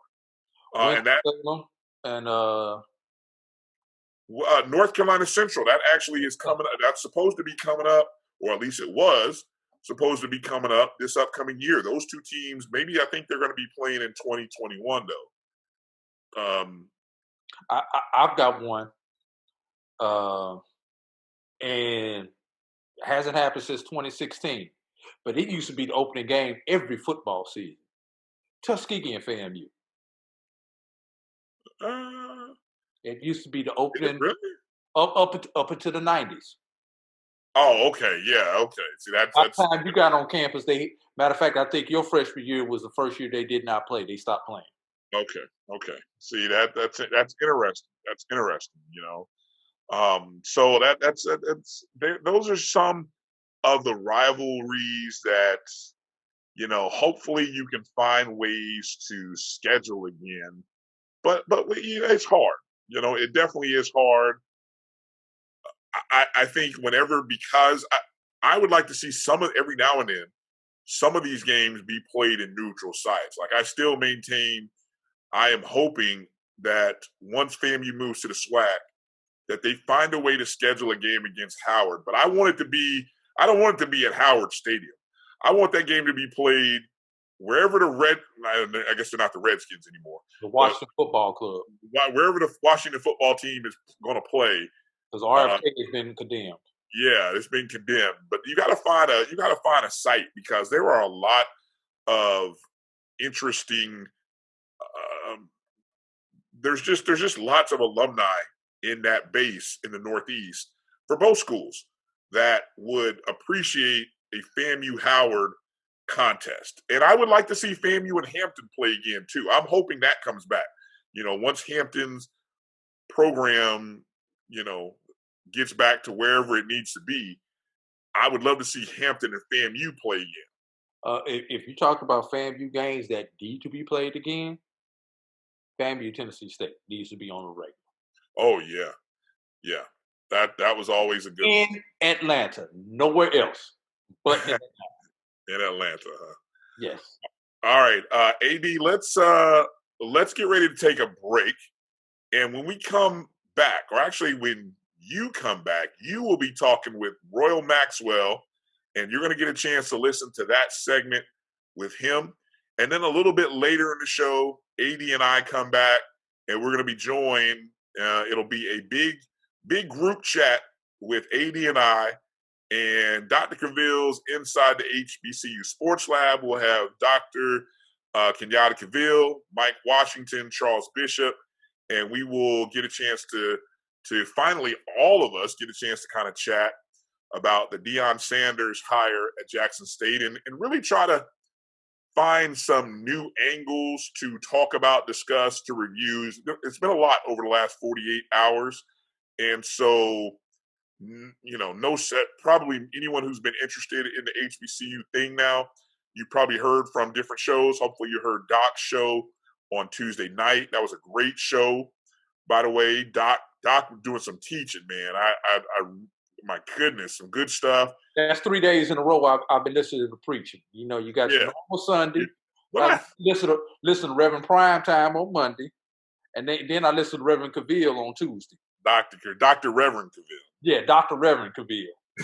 Exactly.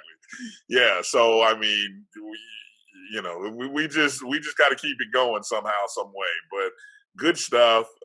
And if you really enjoy these commentaries, make sure that you're following not just our show here on the Sports Wrap, but make sure you're following Dr. Cavill's Inside the HBCU Sports Lab. Comes on every Tuesday nights, 7 p.m. Eastern, 6 p.m. Central. Can be found on Facebook, can be found on our Twitter feed, the BCSN Twitter feed, and on YouTube as well. So lots of places to stream and hear the shows and the comments and the commentary. So lots of good stuff. But let's take that break now.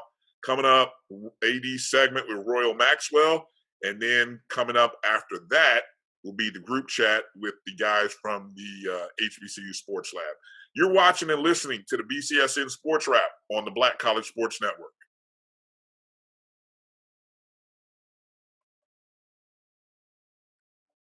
Because the fight isn't over yet. You will see me choose to protect my community by wearing a face cover. And even with my face covered, you will see me. As a son. As a man with a never quit attitude. As a fighter for change. Join me in wearing a face cover. To help stop the spread of the coronavirus. Because this is one small act of kindness that has the power to make a big difference.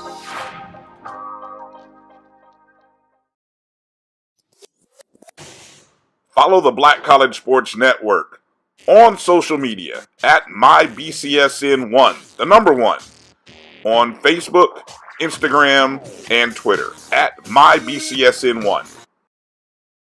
The census, when counting everyone in your home, helps support your neighborhood for the next 10 years. Let's go home and count Papi! Make your family count! The census helps fund schools, healthcare, and more. Visit 2020census.gov.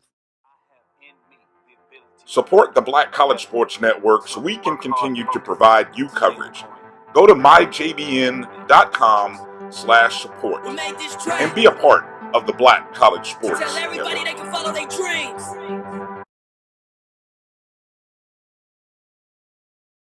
Welcome back here on the BCSN Sports Wrap. Joining me today is a dear friend of mine, somebody who I know from my adopted hometown of Tuskegee, Alabama. He's currently in the Atlanta area. Royal Maxwell. Royal is a Jackson State alum. So I decided, let me bring on a Jackson State alum to talk about the big news that's happening at Jackson State. And yes, it's a great day to be a Tiger. It's a great week to be a Tiger right now. A little bit about Royal Maxwell. He was at Jackson State from 99 to 02, played basketball for Jackson State, and saw some of those championship football teams, some of his peers in the athletic dorms make it out of Jackson State. There was a couple I won't say first round draft picks, but there were a couple of guys drafted out of the NFL. Sylvester Morris, drafted by the Chiefs, Rashawn Anderson, drafted by the Panthers during that time, and just could tell us everything about that Jackson State culture, from having been on campus and everything around it. So first, Royal, welcome to the show. How you doing? How you doing? Give me your first reaction, your first thoughts as you start hearing about the rumors of Deion Sanders, Coach Prime, as he likes to call himself, coming to your alma mater, and then your reaction when it's like, wow, this stuff is really true. Give me your thoughts on that. Hey, it's funny you said that because that's exactly how I felt. I was a little bit indifferent, you know what I'm saying, with them coming, because I just wasn't sure. You know, I knew at this time in the SWAC, it's a pivotal time in the SWAC with FAMU and Bethune-Cookman joining, and we'd be on the SWAC blogs giving them a hard time. So, you know, it's like my buddy said, man, my buddy went to Morris Brown. he said, man, it's gonna bring y'all so much exposure. I'm like, man, we really straight on all that. We lead in attendance. When in April, I reserved my room for my family to go to the Southern game April 3rd, April 4th, that weekend already, even before Prime signed with us. But I was telling him, man, it's gonna be 50, 60,000 there for that game anyway. Assuming they let that many people in, but yeah, assuming everything gets back to normal. So, man, yeah. But I watched the press conference, man, and I was at work, and I'm not gonna even lie, but I saw when I saw Dion with the tears, man, it changed my whole perspective. Whether they fake, whether they real, I would, like he said, I believe. You know what I'm saying? And man, it changed my whole perspective of it. And the things he talked about more than football. He talked about creating a highway, to the NFL for these kids.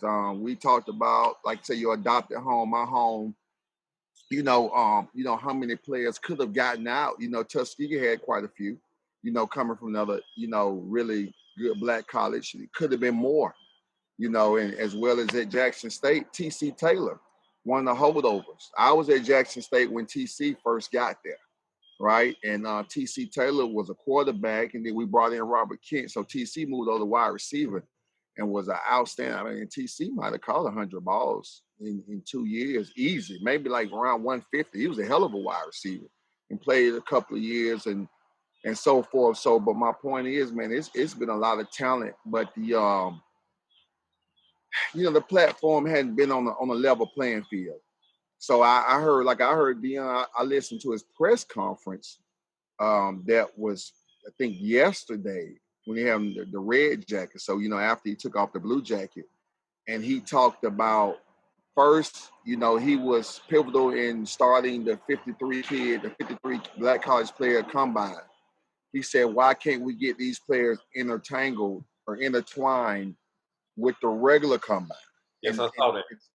Yeah, and saying things like that, I'm saying, okay, I believe it's bigger. It's for Prime, he's looking at it for our school and even more being a leader. Because I was concerned with, kind of this social movement right now. All our leaders are dying that started this. Who will be the next set of leaders? Who has the courage? And it's being done through the athletic, platform. And that's fine too. However it's being done. Muhammad Ali was a leader. He did it through the athletic platform. So, I look at this with Prime being there. We know he's not going to be there forever. We know we have a limited time with Prime, but I think Prime is definitely going to upgrade our job, as if, we call ourselves at Jackson State the Mac of the SWAC, as if it's not already upgrade, because we will let you go and pay you out. We had a few coaches these last 10 years. We can tell you how many you've had over the last 7 years. Yeah, we won't let you finish out your contract. We will pay you out and let you go. So I think Prime will be there for 3 to 4 years, man. And I think I know with his ego and his confidence and what's connected to his name, I can only imagine, what he's going to give Jackson State to match, the name Coach Prime. All right. Now, Roy, you talking, you just made me think about something. You grew up in Tuskegee, one of the best HBCUs in the nation, right there in your hometown, walking distance from your house where you grew up at.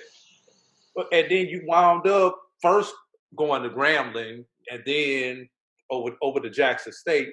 Let's talk about that HBCU culture. You grew up with it from an infant through your formative years.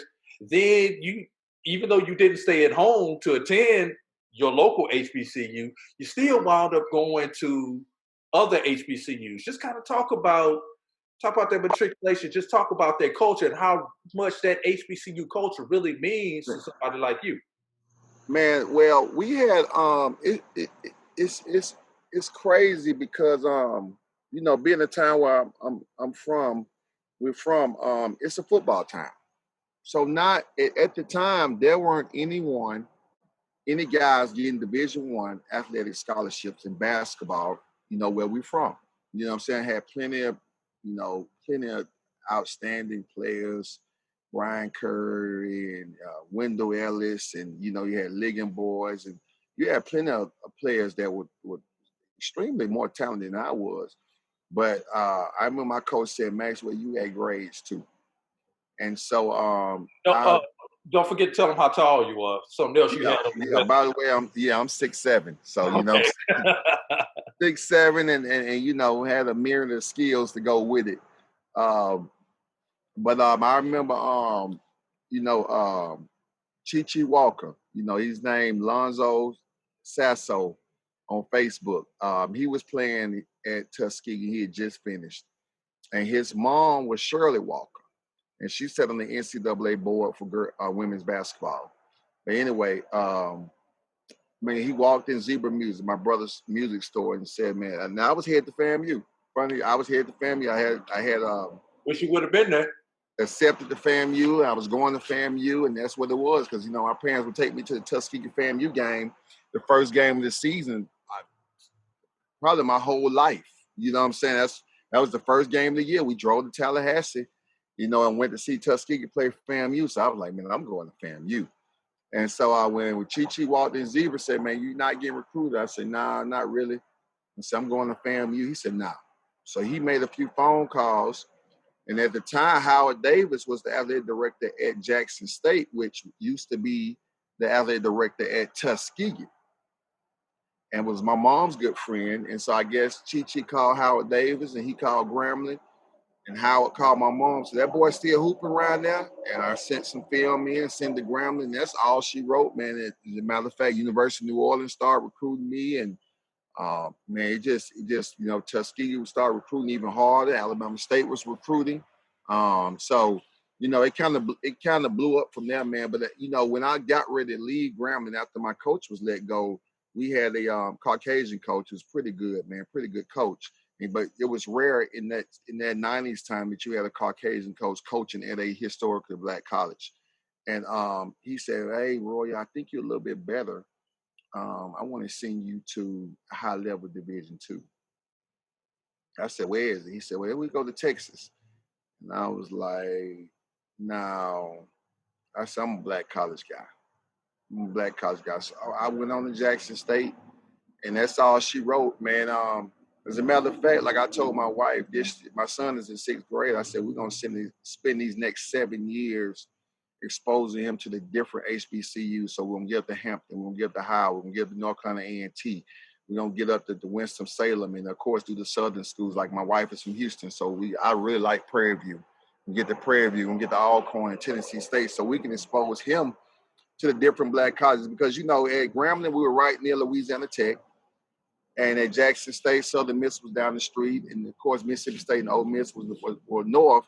And my point is bringing that up, we were always using their facilities or going to those schools and basically intertwining with the other teams. As well as I came home at Tuskegee, me and some of the Tuskegee boys would go to Auburn and play against Chris Porter and Auburn's probably Auburn's best team they had prior to Bruce Pearl getting them going these last couple of years.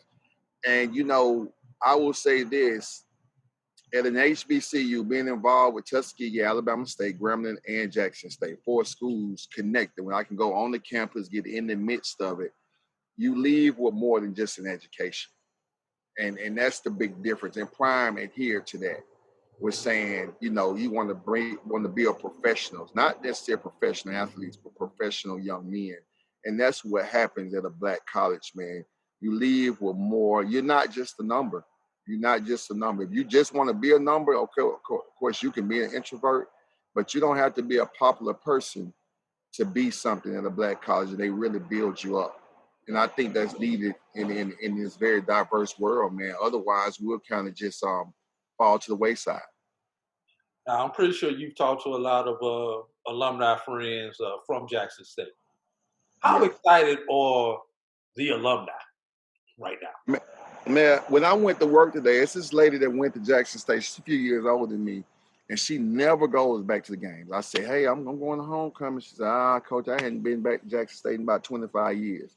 She got out of her car, ran to my truck, and she said, Coach, did you know that Prime signed with Jackson State? I said, yeah. She said, I am so excited.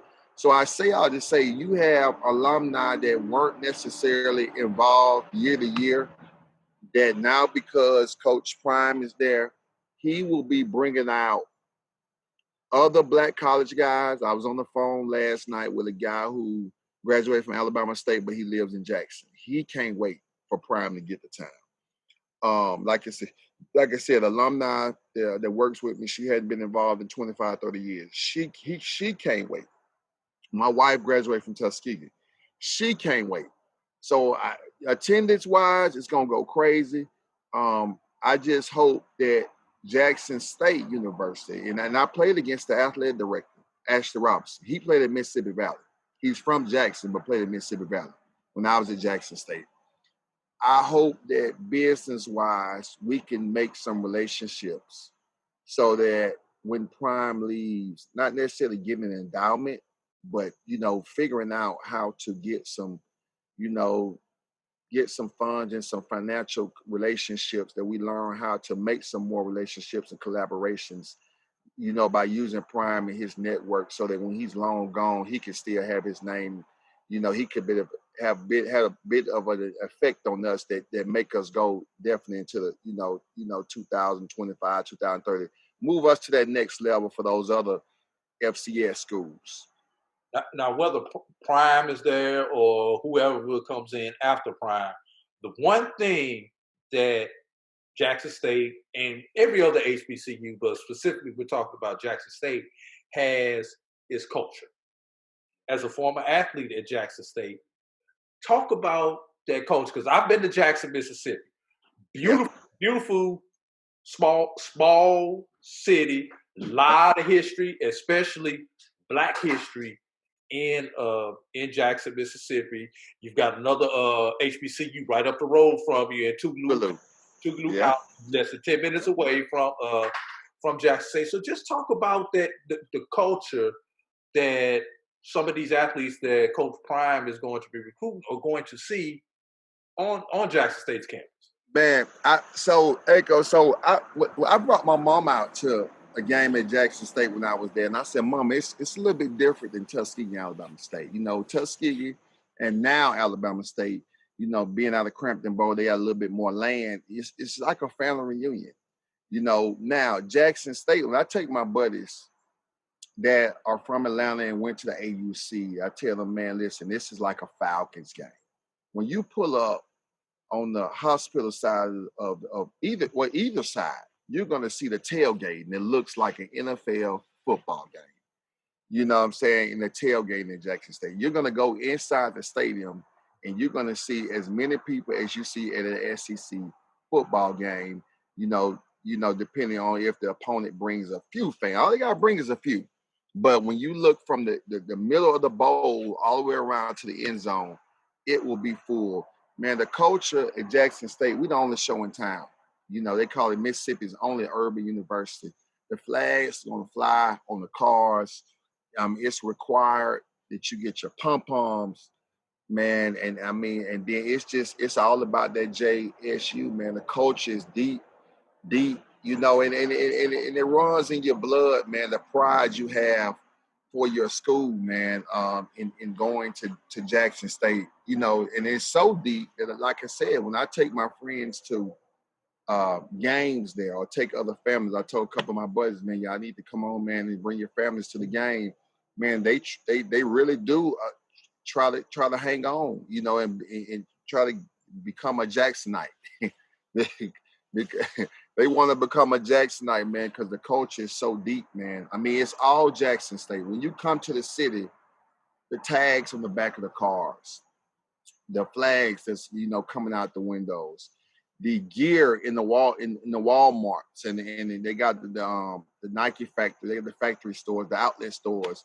Man, you see Jackson State gear sold in Target, sold in Walmart. So, man, it's pretty much, like an SEC town. Like when you go to Auburn is sold everywhere in Auburn. When you go to Jackson State is sold everywhere in Jackson. So that culture is thick, man. And actually, when you're in Mississippi, man, well, not even outside of Mississippi, man, you get a lot of respect. But the Mississippi State and Ole Miss, fans do respect Jackson State fans. Since you brought that, how do you think Jackson State is going to be able to recruit against Mississippi State, Ole Miss, Southern Miss? The historically white colleges there in the state of Mississippi for athletes that look like you and me. Yeah. I was listening to this show called it's 92.9 The Game. It's a radio station in Atlanta. It's a sports show. And it has Mike Bell and this other guy. But anyway, they talked about that. They talked about my guy, the Fun and Gun guy, came from Washington State that was at Texas Tech, and we talked about Mike Leach, and we talked about Kiffin recruiting against Dion. And they talked about how, in the second day or third day of Prime having the job, 3-star kid from Provine High School from Jackson, Mississippi, transferred back to Jackson State, said, I'm coming home. And I checked out his highlights. He's the real deal. I said, well, maybe it's a bench warmer. Again, I was apprehensive. And I checked him out, man, and he's legit cornerback. On my youth baseball team, I have a few Division I football dads. They played at Auburn and so forth. And they said, man, if my son played in the secondary or was a skill guy, it's no way he's not going to Jackson State. So I think, and right now, like Prime said, man, we got some new buildings. The football facility is getting redone on the campus on the backside. So once that's complete, we got a new intramural center right, adjacent to that going on. And then, of course, the baseball, the tennis, and the softball is all back there in that same area. It's kind of like, athletics event center. But I think, man, we are upgrading our facilities. And with Prime coming, whatever they were doing, it's going to be upgraded even more. I think that's what we're missing, that extra money, to have the frills for the kids. Because Dion will be able to go into someone's house and let them know that your son is going to be well taken care of. I mean, look at it.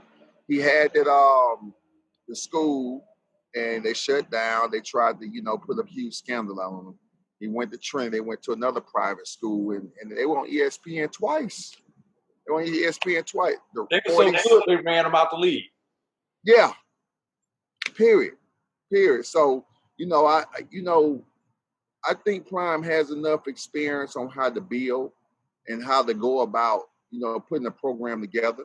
Of course, it's on a higher level, but, like the book Rich Dad, Poor Dad, I think Prime understands. I don't have to be the smartest man in the world. I just got to have smart guys around me. Correct. And when he said, 84, 86 years of NFL and college coaching experience, yeah, man, I think Prime, like my buddies at school, the football coaches said, if he gets a good OC in DC, he'll be good to go. Now, you currently coach basketball at East Coweta High School. And for those of you who don't know, East Coweta, did I say it right? Coweta? Coweta. East Coweta High School is deep suburb of Atlanta. It's about 20 miles west of the Atlanta airport. I got that right, about 20, 25 South. Going toward Tuskegee. Yeah. Right. Southwest of the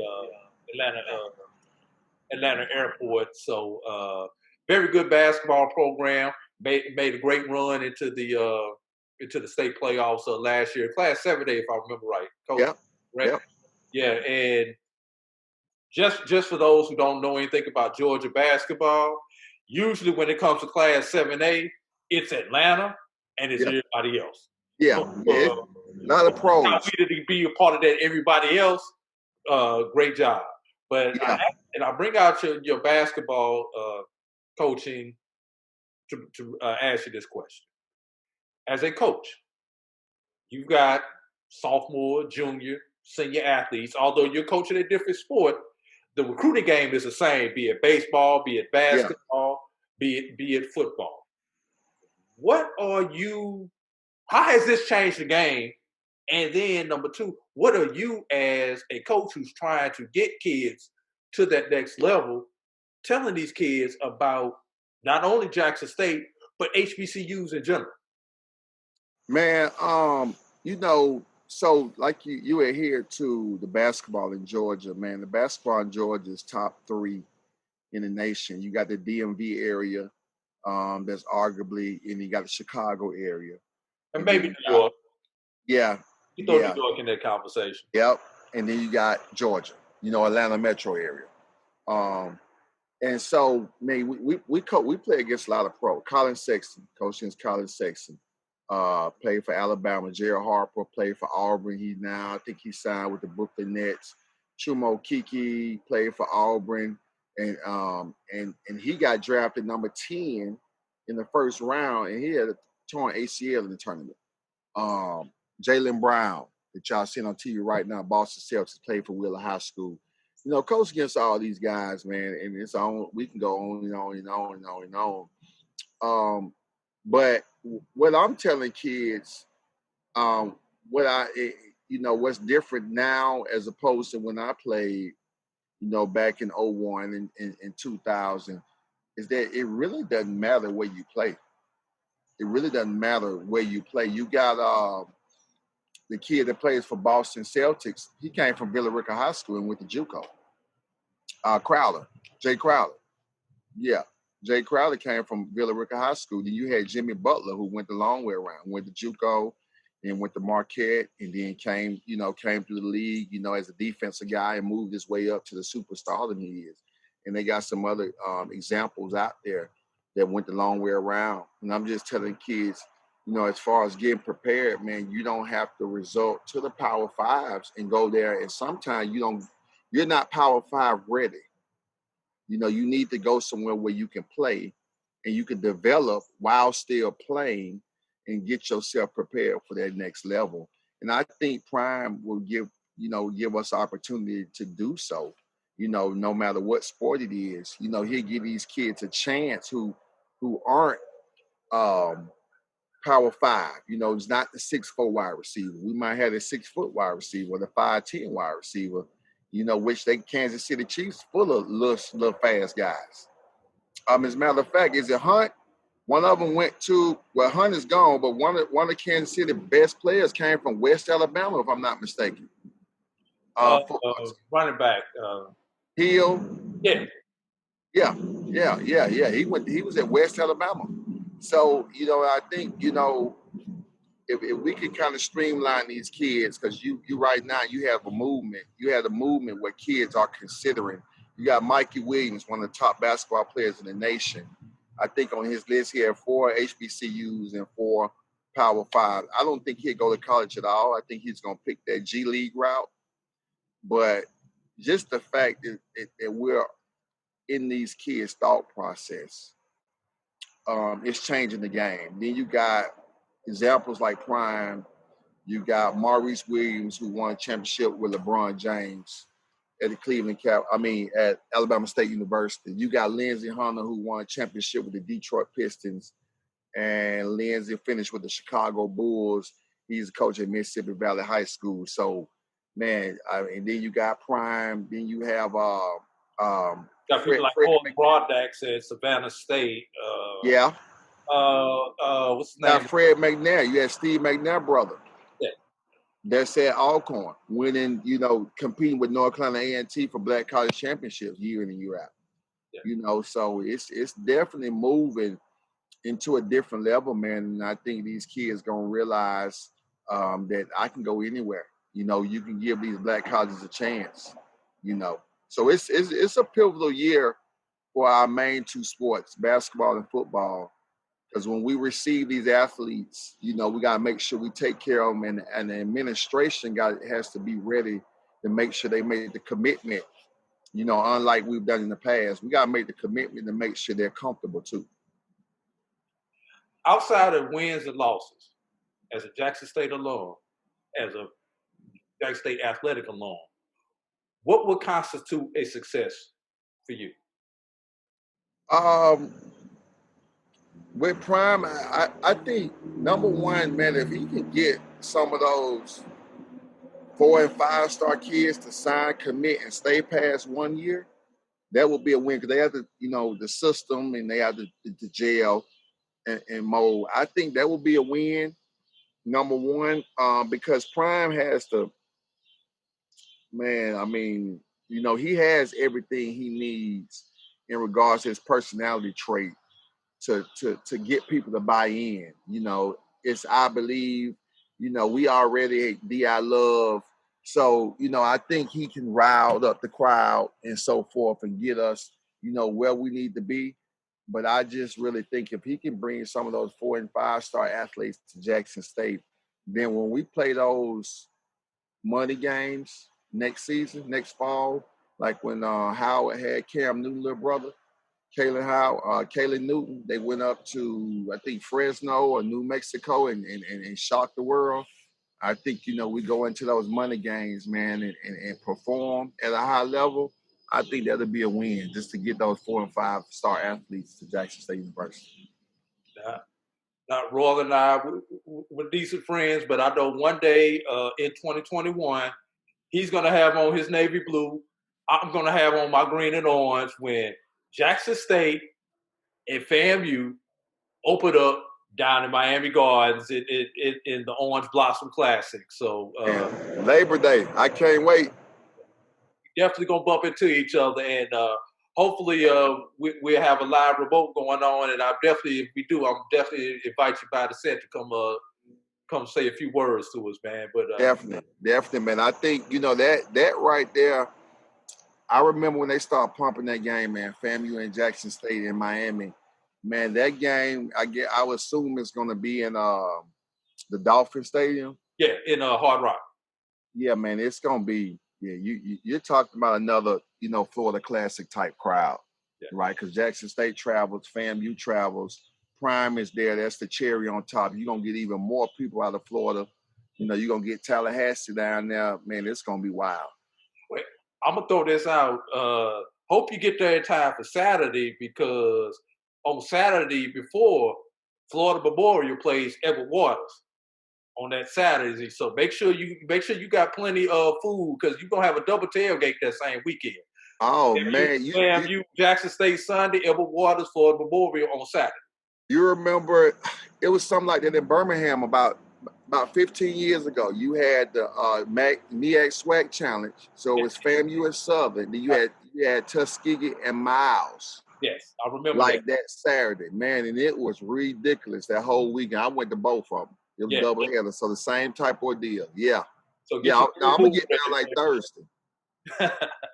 Make sure you got your Red Bull and make sure you got your vacation days saved. All that. All right. I'm gonna let you get out here with the last word, Roy. Anything you want to throw out? Talk about your basketball program. Talk about some of the kids that some of these basketball scouts need to be putting on their watch list. Anything that you want to get out? Black Lives Matter movement. I don't care. The time is yours, my brother. Man, well, here at East Coweta High School, we play in the metro area conference, man. I got number 2 point guard in 2023 class, and I got top 20 shooting guard in the 2022 class. So, the last 5 years, we put 7 kids, to receive college basketball scholarships and go on to complete their dream. And all my boys have, graduated from high school and moved on to the next stage of their life and also been accepted into universities and colleges. So, man, I think, and that's where my morals and ethics line up with Coach Prime, man. And again, a lot of the guys say the same things, but to hear that from such a celebrity, such a guy we see on the TV screen, all I'm going to say is the 2 words that he said in every press conference, I believe. I believe. Yeah. All right. Roy Maxwell, head basketball coach, East Coweta High School, former Jackson State Tiger basketball player from 99 to 02, proud alum, and as he would say, this is my HBCU. That's what I was going to come with, but this is your HBCU, and this is a great day to be a Jackson State Tiger. So this is A.D. Drew Thank you, my guest, Roy Maxwell, and we'll be back right after these short messages. Take care. Have you had your Earth Blend coffee today? At Earth Blend Coffee, we take pride in offering you the very best of beans across the world, blended and roasted to perfection, giving you superior quality and satisfying and flavorful taste. Experience the world in one cup with Earth Blend Coffee.